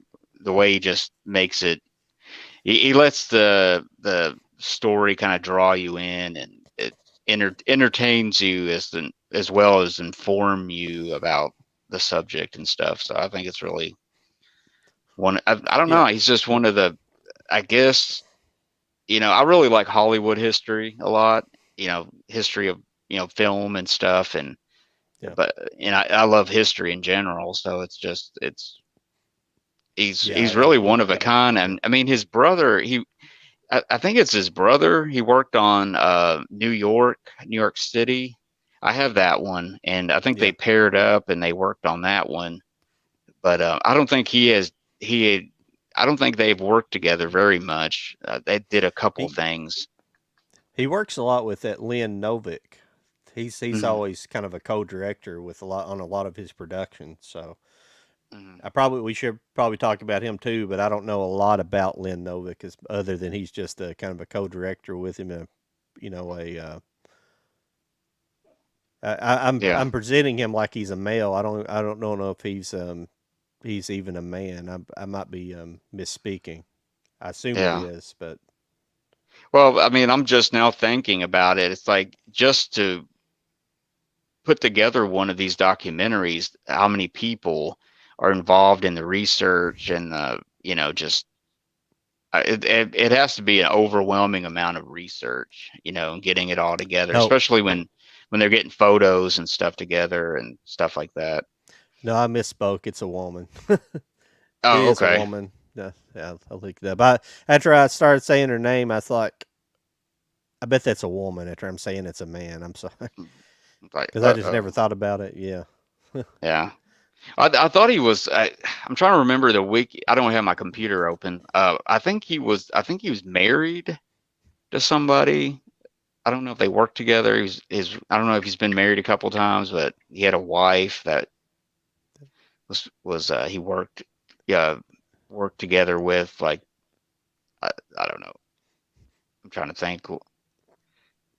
I don't think it's the I think she produces more than she directs, but he always gives her yeah. directing credits, which I guess doing some of those type of movies, you probably step in and say, "Hey, let's Mm, film it this way" or something. So it's kind of yeah, goes hand in hand. yeah. But yeah, it's really cool. I mean, it's like Now, the Civil War. I mean, I've watched that. I don't know how many times I've seen that. It's just every time you looks like you would know the story and everything, but every time it's just you get brought into it and it's still entertaining and still, just I don't know, just some great yeah, he's stuff. yeah, and he's definitely. I'm pretty sure it says in his documentary here he's a kind of a lifelong Democrat too. So he's definitely a little bit liberal by some of the Uh, subject matter it comes out in his. Now he's fairly balanced. I don't really mind it because I think sometimes see there's a precedent for some of the things that there's a precedent for what some of the things he talks about in it, especially like race related subjects during different time periods like baseball. That's the baseball is the only one that annoyed me a little bit because I think he was pressing that point too hard at some points, but it has to be brought up, the integration and yeah, the yeah. Negro leagues and things like that. Oh yeah, with the So, base. I, Yeah, but I felt like he was pushing it a little bit heavy throughout. But yeah, in general, in general, he's pretty balanced about all of it because he yeah, don't like the World War II. He don't really get into the. I mean, he obviously there's a point of view from like the Japanese the internment camps and things like that, but he don't like really demonize it so much, which it was not mhm, good, but it's at the same time it's hard for us to sit back and understand the way people was thinking in the past, because people's way of yeah, thinking, even if it's right or wrong, we can't sit back and be like, well, this way, the way people was perceiving things in that period of time as bad. Like the Japanese internment camps. I mean, part of the reason why they did it was not so much the hatred for the Japanese, was it was sabotage. It was sabotage. They Yeah, they didn't were want, worried about that. because sabotage would have been very easy if you have a lot of, a lot of mixing. And I mean, it sucks because because what sucks about that is it's also very bad. It's in the same breath, because most of these people in Japan they've left Japan, because Japan in this era, the late 1800s and 1900s, was a very much more crueler place to live. It was a lot harsher. It wasn't the Japan that we know. This was like feudalistic and very Mm. male driven, and I don't know how to put it exactly, but it they were very insulated, a very insulated culture up until like the late 1800s. They were Yeah, very insulated, and then they started kind of going, doing, conquest, trying to take over China, yeah, and different, they had different conquests, and they kind of started becoming aggressors, and their culture was very much like that. So people, Japanese that were here, were more than likely people trying to escape that, yeah, to escape to freedom. So doing that to them wasn't very great, but they took it pretty well, well, unfortunately, because we didn't yeah, treat them bad once they were in there. It wasn't great conditions, but we weren't taking them out and executing them either. So, yeah. It and was, I can understand the government's reasoning for part of the reasoning, and then the other reason, it altogether was not good. But it's just it's hard to have a modern viewpoint, the way people we've been raised. It's hard, and then transplant ourselves to the, the 30s, 20s, 30s, and 40s, and understand their way of thinking, especially in racial yeah, issues and things like that, because you can't do yeah, it. And so many people try to do that these days. Say, well, they shouldn't have done that. They shouldn't have dropped the bomb to end the war. Well, I mean, they looked at it differently. They tried. They did it thinking, well, we're gonna, instead of having a massive invasion, we're gonna save lives, because they had kind of, even if it's right or wrong, the numbers are right or wrong, whatever. That was their reasoning for it, and you yeah. know, yeah. Well, they were So worried about, the second wave, or they were worried about, Germany teaming up with, Japan possibly, and moving forward to take over the United States, in that direction or something. But yeah, you see Japan change a little bit. I'm not an expert or anything, but like, if you see the change in like the samurai, it gets to a point, and like yeah, feudal Japan, and then all of a sudden they're modern. They're trying to be like, they go from, you know yeah, this to this quickly, and yeah. so I don't know. I'm not a big expert on that. I'm not, well, But I don't know if I know enough to say for sure, but but yeah, I mean, it's interesting. But I think if I think in watching the Civil War, I think he did stay pretty uh middle of the ground, middle of the road about both of them, portraying both sides, and I think each side was equal. I don't think either side was made an enemy, like they were worse than the other, you know, or something. So yeah. I don't know. But there, what I was looking up there, I always forget the name. There's a podcast you might be interested in called Hardcore History. Hmm. This guy, he does just. I haven't listened to a lot of his stuff, but I did listen to. He's basically starts out the beginning of Japan's history, or at least that transitional period, and it's Yeah, like talks in high detail about the, how Japan became the power it did, and up and through World War II. But it's like I haven't listened to all of it, because it's like a 10-part series. He's like 2 hours a piece or something. So obviously I haven't listened to it, but the guy that does it is really good. yeah, How's it going? Moonshine and Whiskey Redneck. Hello, I'm a new subscriber. Hope you're having a good night. Yeah, I'm having a pretty good night. yeah. It's going Talking pretty about good. Yeah, one of my favorite subjects. I got many things I like to do, but movies are probably my top favorite thing. yeah. Well, let me see if there's I don't know if we want to move it on to. Oh, you want to talk I was about gonna. Ghostbusters for a minute? Oh yeah, Yeah. goes. I was gonna get that Laserdisc out, and I forgot to do that. But yeah, it's yeah, Which mine's which laser I which got laser disc? the Red Banner one. That's the CAV on Okay. Ghostbusters. Yeah. Um, do you know? Did they release any of the Kim Burns documentaries on Laserdisc? Because you would think they would have, but Yeah, it looks like it looks like the Civil War would have been because that came out in '90, and that yeah, was peak time of Laserdisc. So I'm not it'd have really been sure. it'd have been like a 14 disc set. Oh, Yeah. they could fit it Oh all yeah. on there. Yeah, it would have been a huge, ginormous box. But it's. But I do have that. I do have that. If I can get it out here without destroying everything, but I do have this box set here, which is awesome. I love this set here.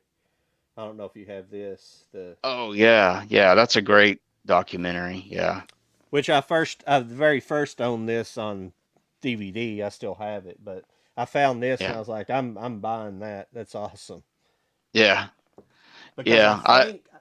Oh, go ahead. I'm sorry. No, I was gonna say I saw it on I think VH1 back maybe 10 years ago. Showed it, and Yeah, I think I copied it or burned it on DVR disc or something, and it was really good. I had wanted to buy that for years, and they showed it on TV, and that's when I saw it. But yeah. yeah, it's a great It's a yeah, it's a good great doc. documentary. Yeah. Yeah, Yeah, it's but I'd had the DVD for like about as long as I've had a DVD player. I got that like very early on. It was like a real early DVD release. The mm, that and I think I got it for Christmas one year. But that's a yeah, good. But what I was saying, it'd be a big set like that yeah, if they had the Kim Burns on that. It'd be a bunch of mm, discs. But oh yeah, yeah, laser discs, I mean, there's no way I could have afforded them back in the day whenever they were out. Personally, no, some of these, I bet that Beatles set when it was new, I bet that was no telling how much. It was probably $200. oh yeah, easily, yeah. Especially if it's probably I would say what at least what 12 discs maybe Yeah, at least, yeah. but But yeah, but yeah, back to that Ghostbusters. That the red one has been known to be the possible rotter. Like it's been a oh yeah, suspected rotter one, but I think the one I got dodged a bullet somehow. It's not. At least the last time I spun it, it wasn't rotted. So I think we're just in a decent climate for. Well, you would think we have moisture, we have some moisture, but it seems like we're in a decent climate for not having rot because I don't know of anything I have that has rot on it. I've never found anything that has rot. yeah. But Well, even some DVDs. I think it's like with the pressing too, like where they're yeah. pressed at and stuff, and But But yeah, the reason I wanted to bring up Ghostbusters tonight is obviously the new movie came out today officially in the theaters, and I'm going to see it tomorrow. So, but mhm. I wanted to mention this Ghostbusters because it was holding that in front of me. um, this was released on Criterion Collection. What was the original release date of this? Mike, you I probably think it know was. better than me. If I'm not mistaken, I think it was like around the time of this part two came out, like the late '80s, maybe. Like Okay. I want to say '89, but I don't know. But I don't. it was never offered on Criterion after that on DVD or Blu-ray Mm, format. So it makes it kind no. of a rarity being on Criterion. When I found out it Yeah. was on Criterion, I had to grab it up, a copy of it. Yeah. I'd like to eventually find it. Now, is the red multiple discs? Because it's a different format. Yeah. It was 30 minutes on each side when it's CAV, so So it's two it's discs, isn't it? yeah, it's either two or three. I'm pretty sure. I think maybe it's just two discs Yeah, because I think that's like hour 40-minute movie or something like that. So yeah. Yeah, Yeah, that's the I always forget what I always forget the name of each one of them. It's like CAVs, like capacitance. It's got a technical term, capacitance, something angular some velo velocity, or something like that, isn't it? yeah, something angular. One of them's constant angular velocity and constant linear Yeah. velocity, I think. It's just the It, angle of the laser, or the angle of the groove cut into it, or something, something giving like that, yeah. higher quality. Yeah, it's so I should know that, but yeah, like back in the day, God, stuff would be so expensive, and um, it's like nowadays, it's like, or a few years ago, I was like really collecting laser discs. I was really had like I want to try to get a lot of the ones I really really wanted back in the day, but couldn't afford it, yeah, and yeah, actually got a couple of players that was like way expensive back, 30 years ago, and yeah. got them for a couple $100 that were originally like $1,400 player or something like that, which is crazy to even think about that now.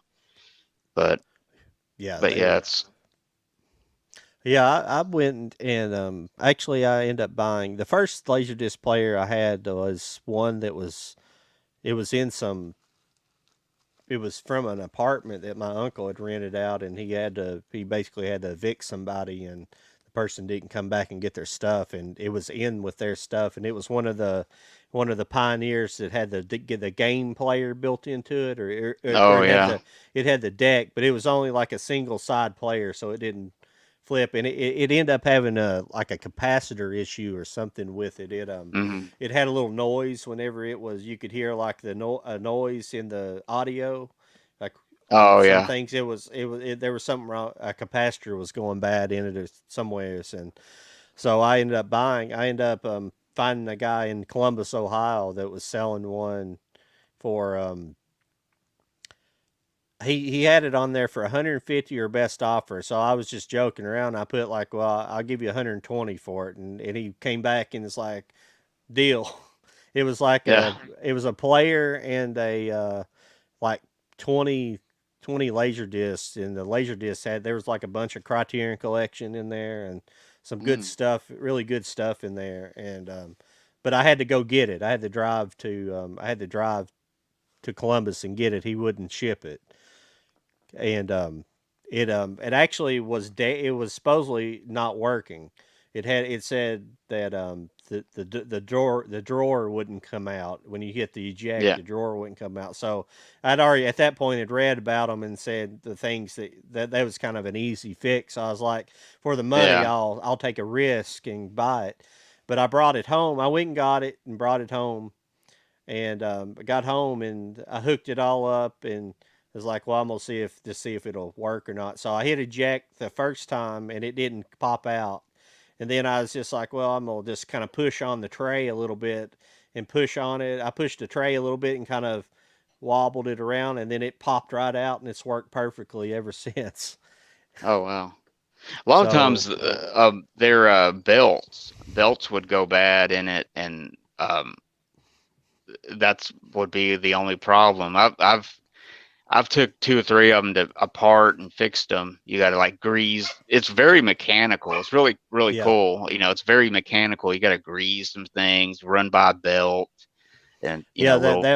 that was one of the tray issues they say, is that grease on the gears can dry up and lock it up. Yeah, So you have to kind yeah, of clean them and re-grease the gears on the tray mechanism.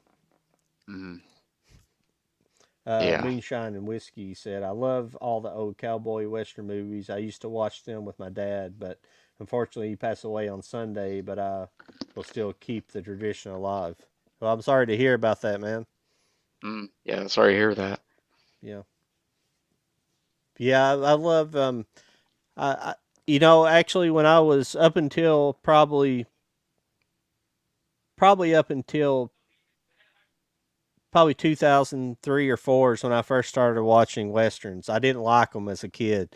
And one of the main reasons I didn't like them was actually because of my grandfather. Because when I was a kid, I used to stay with my grandmother a whole lot because my mom actually worked for my grandfather as a receptionist at the business he had. And so in the summertime, when I wasn't in school, I'd stay with my grandmother a whole lot.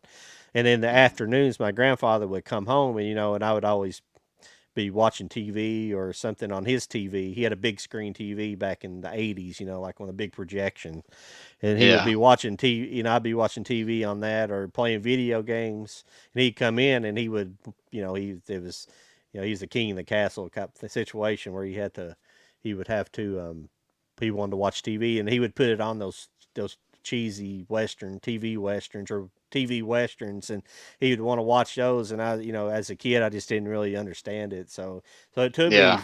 a few years to. But then when I got into Westerns, I just fell head over heels with them. I just love them. It's like it's the same thing Yeah. with World War II documentaries. It was kind of the same thing. When I as a kid growing up, it used to be all they played on like the Discovery Channel, and I kind of didn't like it for that reason. And then I kind of fell in love with those World War II Mhm. movies and documentaries and things like that. And when I Yeah. got a little bit older, I got more interested in it and kind of my love with history as well. So Yeah. Well, it's like me too. I mean, like I like westerns, but like I don't know. It seems like as I've gotten older, they're more. You kind of grew into them a little bit. They're and stuff like that. But growing up, like my dad was always watching war stuff or documentaries, and then later on the History Channel and stuff like that. So I guess I was kind of used to some of that stuff, but yeah. yeah, I think my grandpa was like the same way. I think they would put on something and watch it, and you wonder like, why are they watching that? And like, I don't know. Well, my grandfather was actually he would annoy the piss out of everybody. He was a channel flipper. He would just like he would turn it on something, and then if it he would watch it for a couple minutes, and everybody was sitting there. Whoever sat down and watched it would get into what they were watching. Then he would change the channel. Oh He'd yeah, go to something else. He would constantly yeah, flipping around. But he yeah. used to always like would watch, like, if you remember the Nashville Network, back in the Mm. day. What did it become?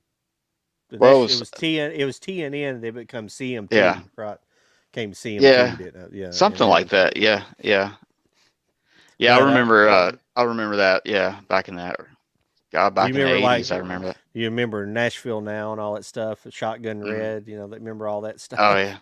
Yeah, it was weird, man. We had a TV that before we had cable, and it only had like three channels, right, back in the day. Yeah, But yeah, somehow or another, we picked up like one cable channel. I don't know how we picked that up, but it was TNN of all channels.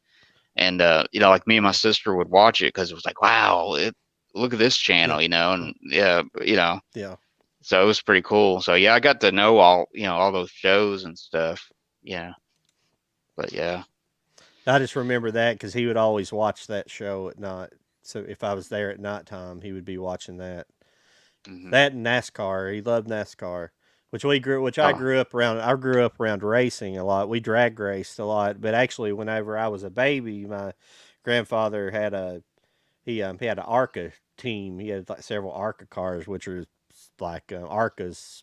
ARCA may still be around, but they were like the Bush series. They're like the C grade NASCAR series, but yeah. ARCA they would run on dirt track. Back in the day, they'd run on dirt tracks and the super speedways. They had both Oh cars yeah. set up for both because they had pictures of running it like Talladega and Daytona and stuff like that. But they also had dirt cars as well. So it was Yeah. interesting. Oh yeah. That's cool. Yeah. But we mainly drag race. That's what my grandfather had been a drag racer back in the '60s and like that. He had like basically he ran like funny cars back in the '60s, or the predecessor to funny cars, but he did Yeah. that back in the day. So I Yeah. I grew up mean, around that. yeah. I had a car once that I had a 1980 Buick Regal, and I had a V6 in it, and I think it just finally blew up. And I kept it for a little while, and then me and my dad kind of worked on it, and we put a 350 in it and kind of fixed it Yeah, up, put different rear end in it, and we ended up yeah, drag racing it a little bit and stuff, and it was pretty cool. We'd go up to it's pretty Louisville, cool. and yeah, Yeah, that's a Louisville track is uh what's it called? Ohio Ohio Valley. Valley, Yep. yeah, Yeah, I remember it. I don't know what it's like now, but it used to be a little short track. It was like really short. If you had a fast car, it was kind of scary. Which I didn't drive. My dad did, but so. Yeah, I can't remember if it's an eighth of a mile or a quarter or something. I can't remember what it is. Oh, you're It's okay. been A moonshine and whiskey redneck is a woman. Okay, I've messed that up twice tonight. Lynn Novick is a woman, and I should have known that about Lynn Novick being a woman. So yeah, I apologize. well I mean, I can't exactly tell by your name. I mean, there's yeah. so I apologize. It's like we'll say it and apologize later. But yeah, that's pretty cool. But I don't know. I'm trying to think of. I actually got a couple of laser discs this week. I don't know if I want to look at some of the stuff I got. Um, you've seen the movie Johnny Guitar, right? I'm not sure. It's a Maybe. west. It's a western with Sterling Hayden and Joan Crawford. And I'm on a Facebook group that does laser discs forever, and a guy was selling them, and I got a couple of them, pretty good. I was just like, hey, I like those, and he's an old friend, and he was like, well, he basically gave them to me really good price. So I got two different versions of Johnny Guitar. One's from '87, Yeah. and then one is the Japanese release of it, and it's That's got pretty this cool. pretty cool obi strip Oh, that's cool. that's in really good shape.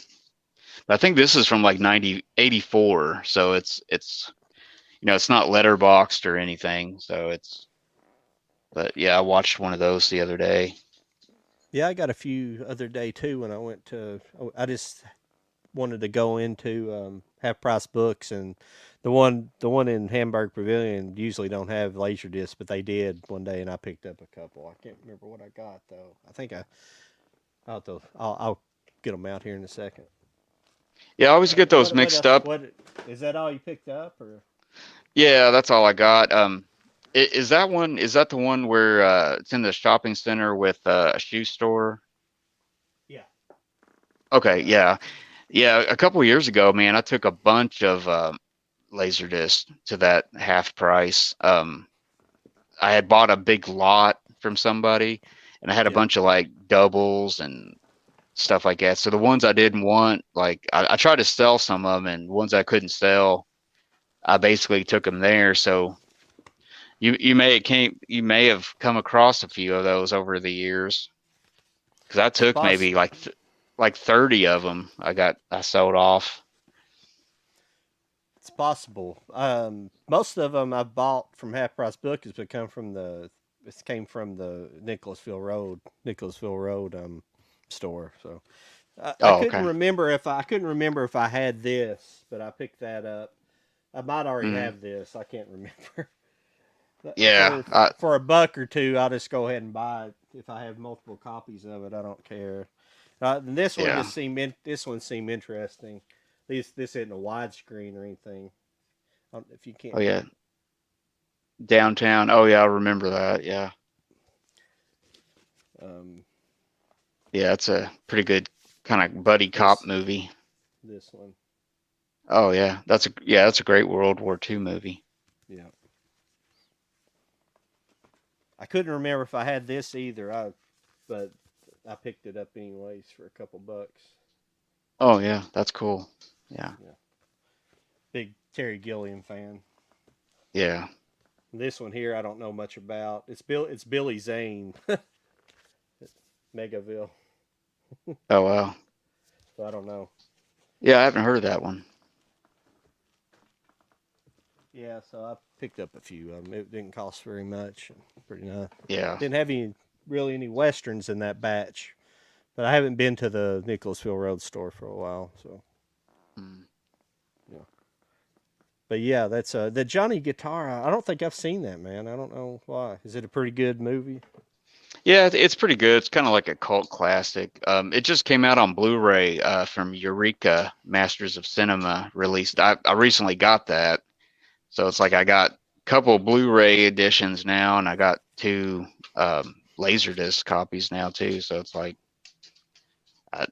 sometimes that's how it is. You come across all this stuff and you end up with all these versions, and someone's like, "Wow, you must love that movie," but it's like I like it. It's a really good movie. Yeah, moonshine and whiskey. I like vinyls, but mostly listen to rock and country on vinyl. Now, I actually do have a lot of vinyls, but I actually don't have any of them in this room. They're all in storage because I just don't have any room to set up a record, for a record player and all that stuff. But I have quite a few vinyls as well. The problem with Yeah. vinyls and laser discs, like when I go to move this collection of laser discs, it's going to be it's that's what sucks about it. Laser discs weigh twice as much as vinyl records. They're Oh heavy. yeah. Yeah. Yeah. I used to sell them. I would sell some here and there and mail them and stuff, and you'd have to send them like media mail, so it wouldn't, save on shipping a little bit because they do weigh a lot, man. Yeah. I don't look forward to having to move. That's why I kind of slowed down on buying them because I didn't want to get too crazy with as many of them as I had. I can halfway manage some movies because you can box them up and stuff, and you can box them up and they're deep. They're decent to deal with. But the Mhm. laser discs, I mean, you can only put them in like a crate about this big, halfway full, and it weighs 50 pounds. You Yeah, know, easily. Yeah, so then you have like 20 crates. yeah. There's That's some why. girl there's some girl on they I used to see her posting stuff all the time on Instagram. I can't remember her name, but she's out in California. But she used to just buy tons of laser discs. I mean, she one time she had like a trailer full of laser discs she bought off somebody, but she was a reseller. I can't remember What, her what name. You was probably her you name? Was her name Maxine? yeah yeah Maxine. Okay. yeah Yeah, yeah, the laser disc queen, yeah, Maxine the yeah, laser disc queen. yeah. She's got a site, Hollywood Laser, I think it is. Yes, I've yeah, I've that's bought it. yeah, I've bought a few from her over the years. Yeah, I think she's got just about everything. Yeah, I don't know how she comes across. She finds like these big lots all the She, time, like she just huge. she's in California. She's in Los Angeles or something like that, I believe. Yeah, yeah, I think So so. Yeah, that's why, because there's just probably a lot of that stuff out there. A lot of rich people out there that probably chucking that stuff yeah. aside. People had You big know. cinema rooms back in the day, probably, and Yeah. Yep. Exactly. yeah. A But lot that's of what I those did. people.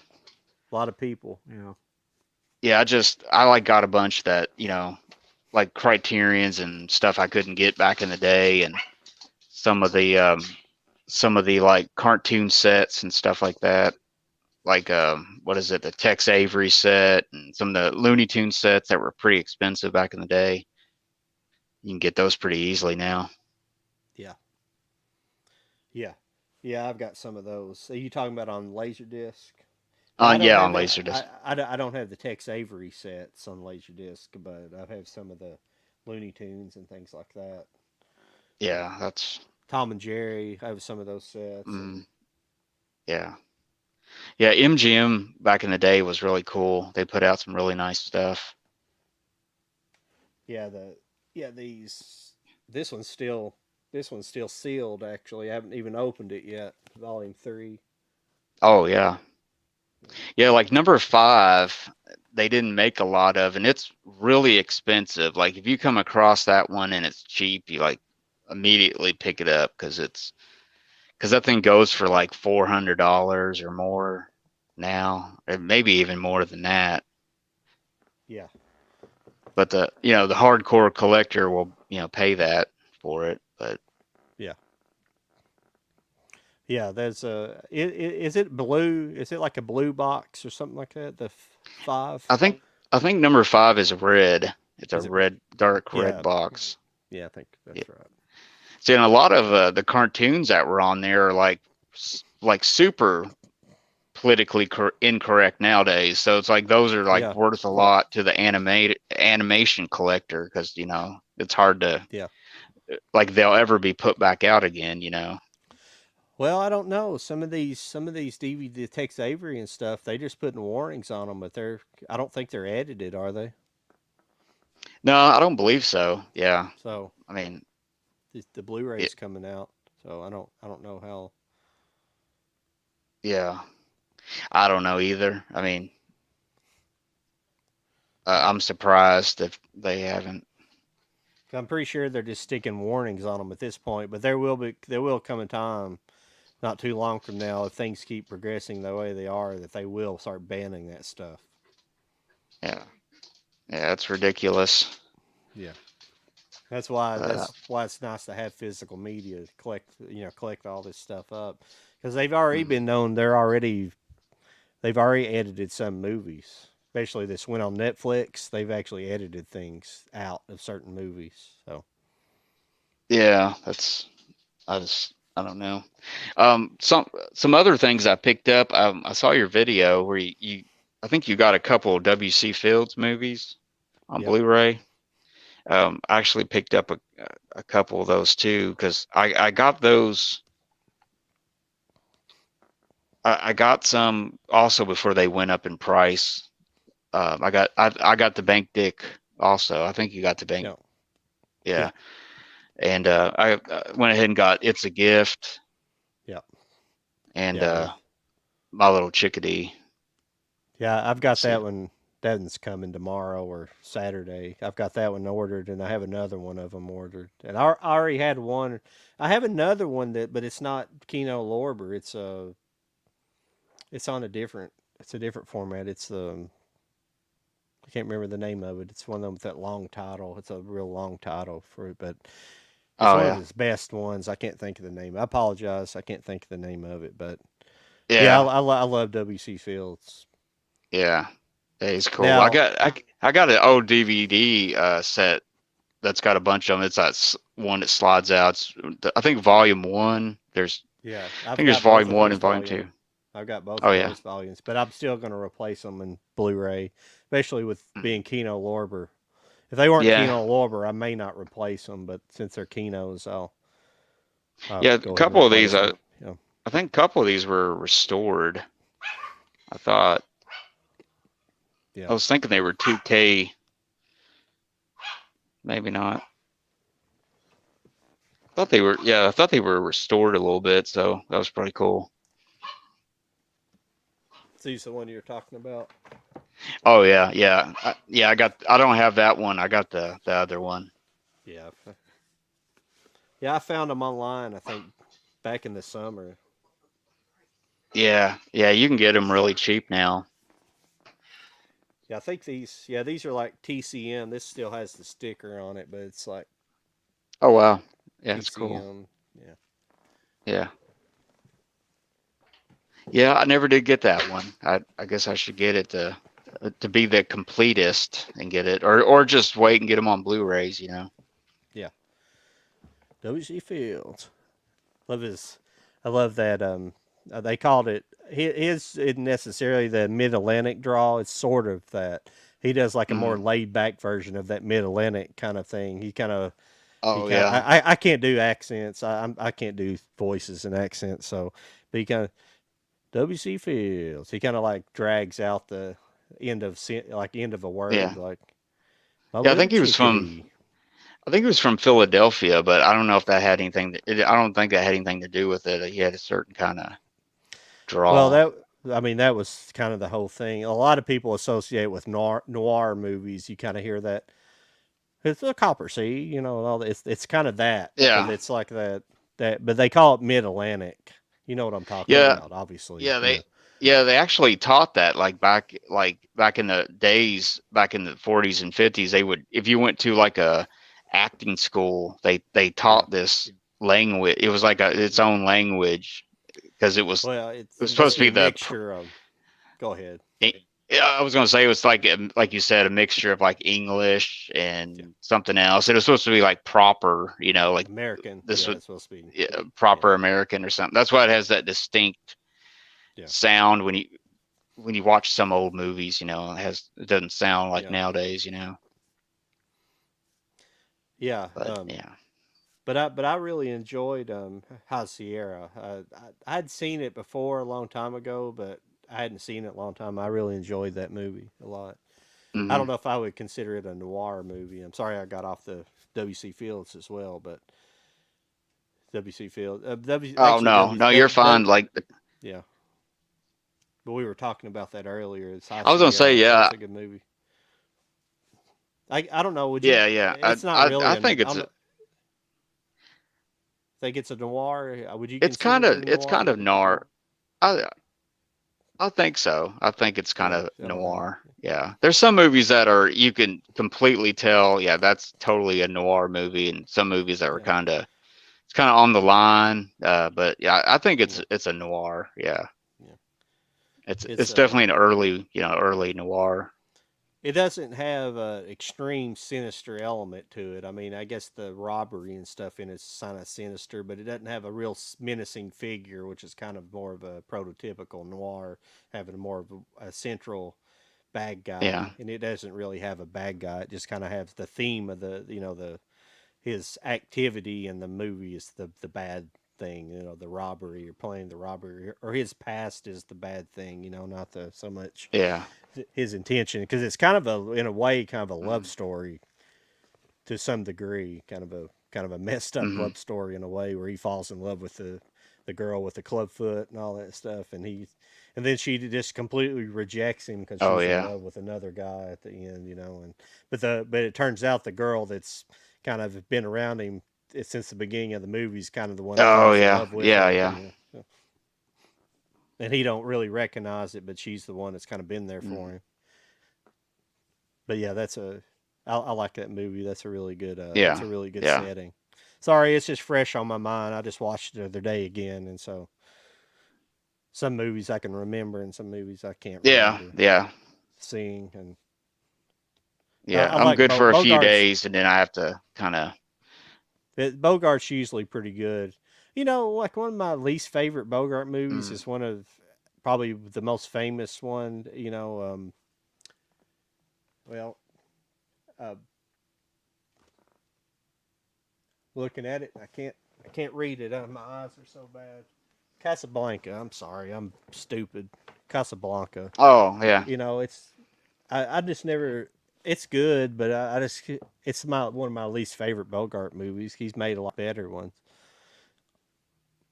I guess because they always talk about that. You know what? That's kind of like with me. It's Yeah, like I like the movie, but since they only talk about that movie, it's like you said, yeah, he did so many really good movies. They kind of forget about the other good movies he was in and just yeah, act like he just did one good movie.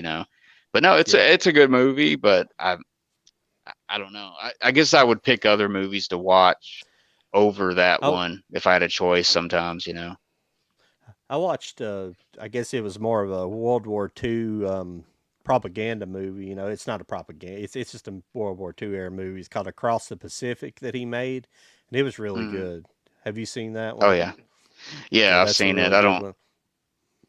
Yeah, he's made a lot of movies. And Yeah, I don't nearly have all of them yet. I mean, I have yeah, so many, but I need to get a few of those yeah. That's a good and one. collect them. Yeah, I've got one of his Yeah, that's a sets good over one. there, and I think I got a couple of his sets and on DVD that I just his movies are wonderful. And I'm trying to think of the movie that he made with. I think it was. Golly, it was. See, that's what's bad. He had a movie that maybe Howard Hawks. I'm trying to think of the name of it, but it's just Oh, Howard wonderful. Hawks. Yeah, I'm trying to think of the name of it. I think Um, it's on Criterion, I believe. I have a copy of it, but I'm trying to think of the name of it. And it's just like the dialogue. I mean, it's definitely a Howard Hawks movie because the dialogue's just like this. It's just bang on. It's just like it's the way it's the combination of actors and the way that the dialogue's written. It's just like mm, perfectly delivered. It's just like how it's that oh yeah. really. It's like Bogart when he's like really on, just witty and snappy and just smart ass. Hmm. Just always Yeah. coming with a comeback against somebody. It just Yeah. It's just perfect. I'm sorry I can't remember the name of it. It's I, so I'm trying to I'm trying to think. it's like it's the red Oh, something. or Howard Hawks. Is that The Big Sleep? Would it be The Big Sleep? I Yes, think it's the that's big Howard sleep. Hawks. It's the big sleep. Okay. Yes. Yeah. Yeah. I think I have that over here. Yeah. Pretty Yeah. sure it's Yeah. Yeah. I was trying to think Howard Hawks. Key Largo is pretty good, but I don't think that's Howard Hawks. I'm trying to think Dutch said who. I would list High Sierra as a noir. Okay. Fatalism. Yeah. There's a sense of doom hanging around above Bogart's head. Yeah. Oh yeah. Yeah. Yeah. I didn't even think about that. Who directed this? Who directed Key Noirs have Largo? got such a broad scope. I can't believe it's actually considered a genre. It's in its own, because it's not actually an era thing. It's because a lot of things could be considered noirs that aren't really noirs. You know, Yeah. A lot of because times I even think of like, there's well, a lot of Western times I think noirs. of, yeah, well, as long as you got that element of like a being double Evil. crossed or Yeah.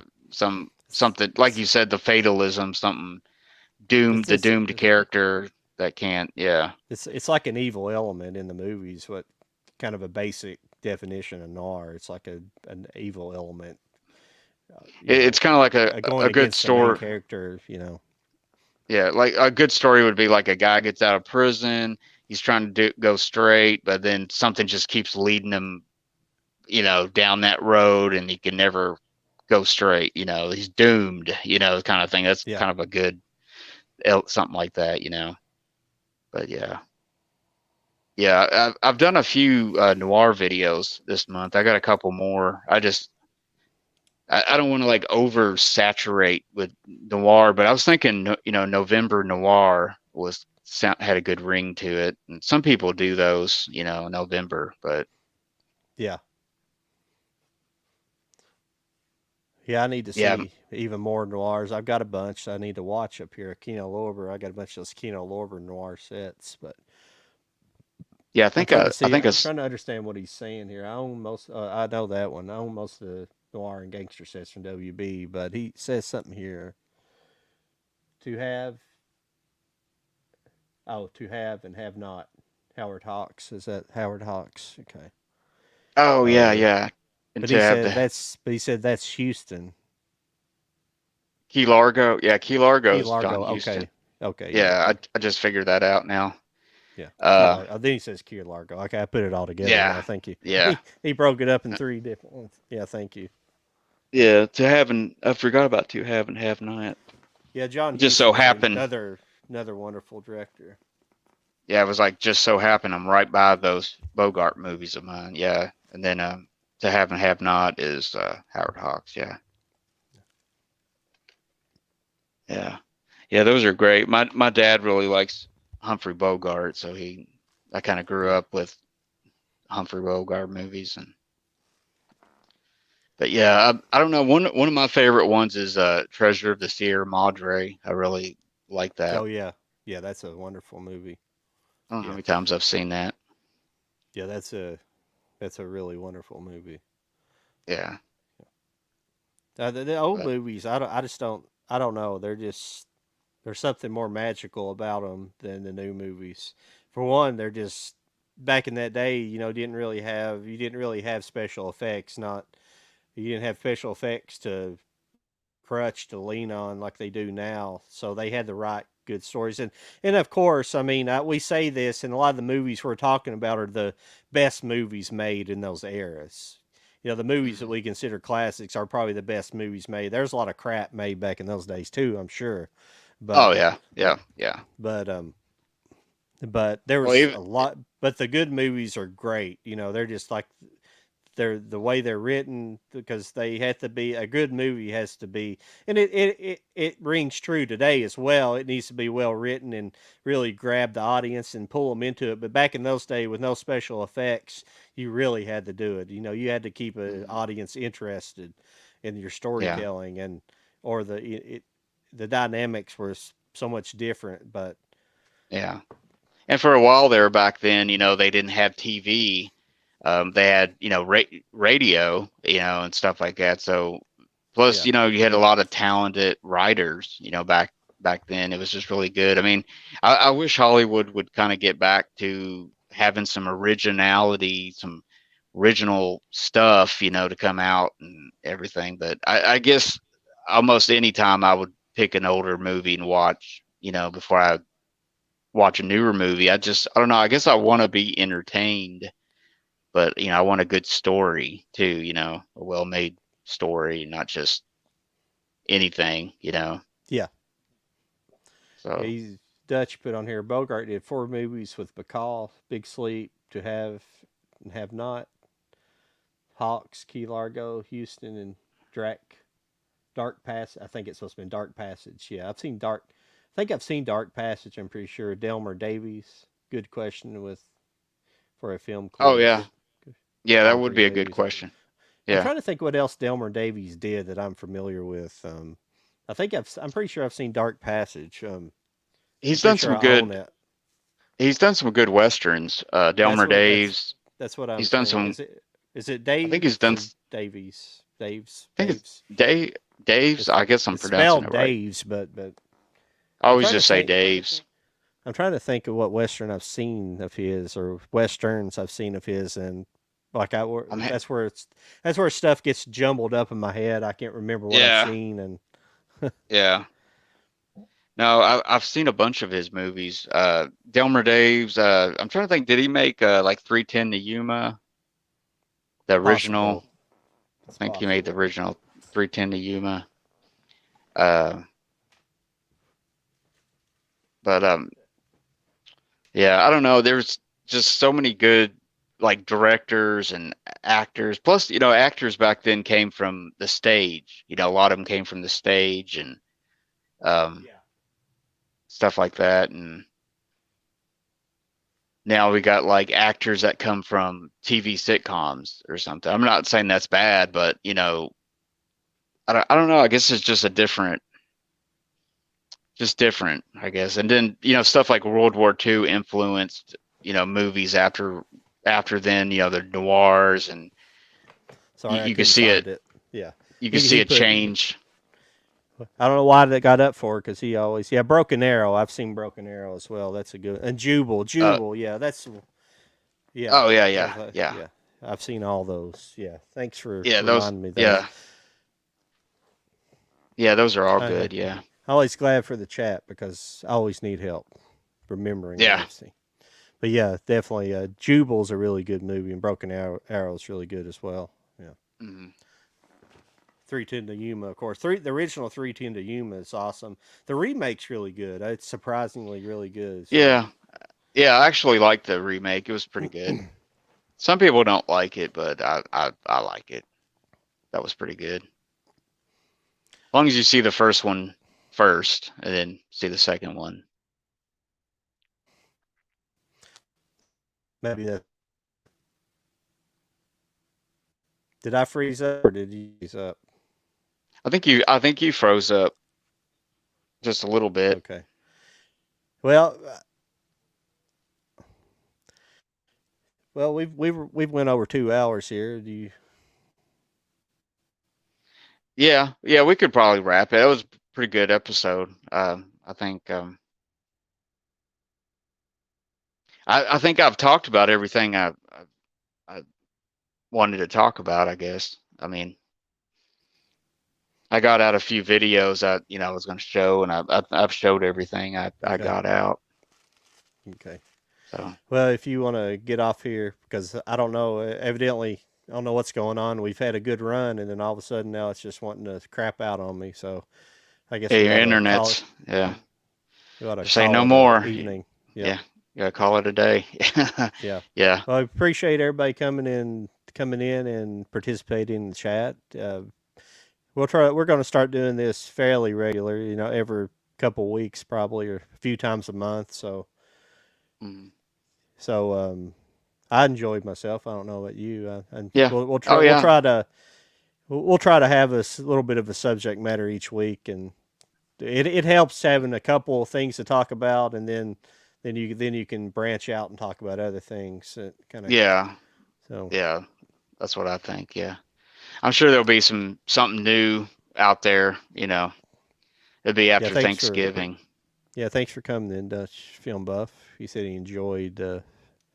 He said he'd come back. So Oh, definitely, cool. yeah, check out both of our channels too. Now Mike does a lot more reviews than I do. I do a lot of the collecting stuff. Unfortunately, I want to do more reviews. I just haven't done it. I'm being lazy.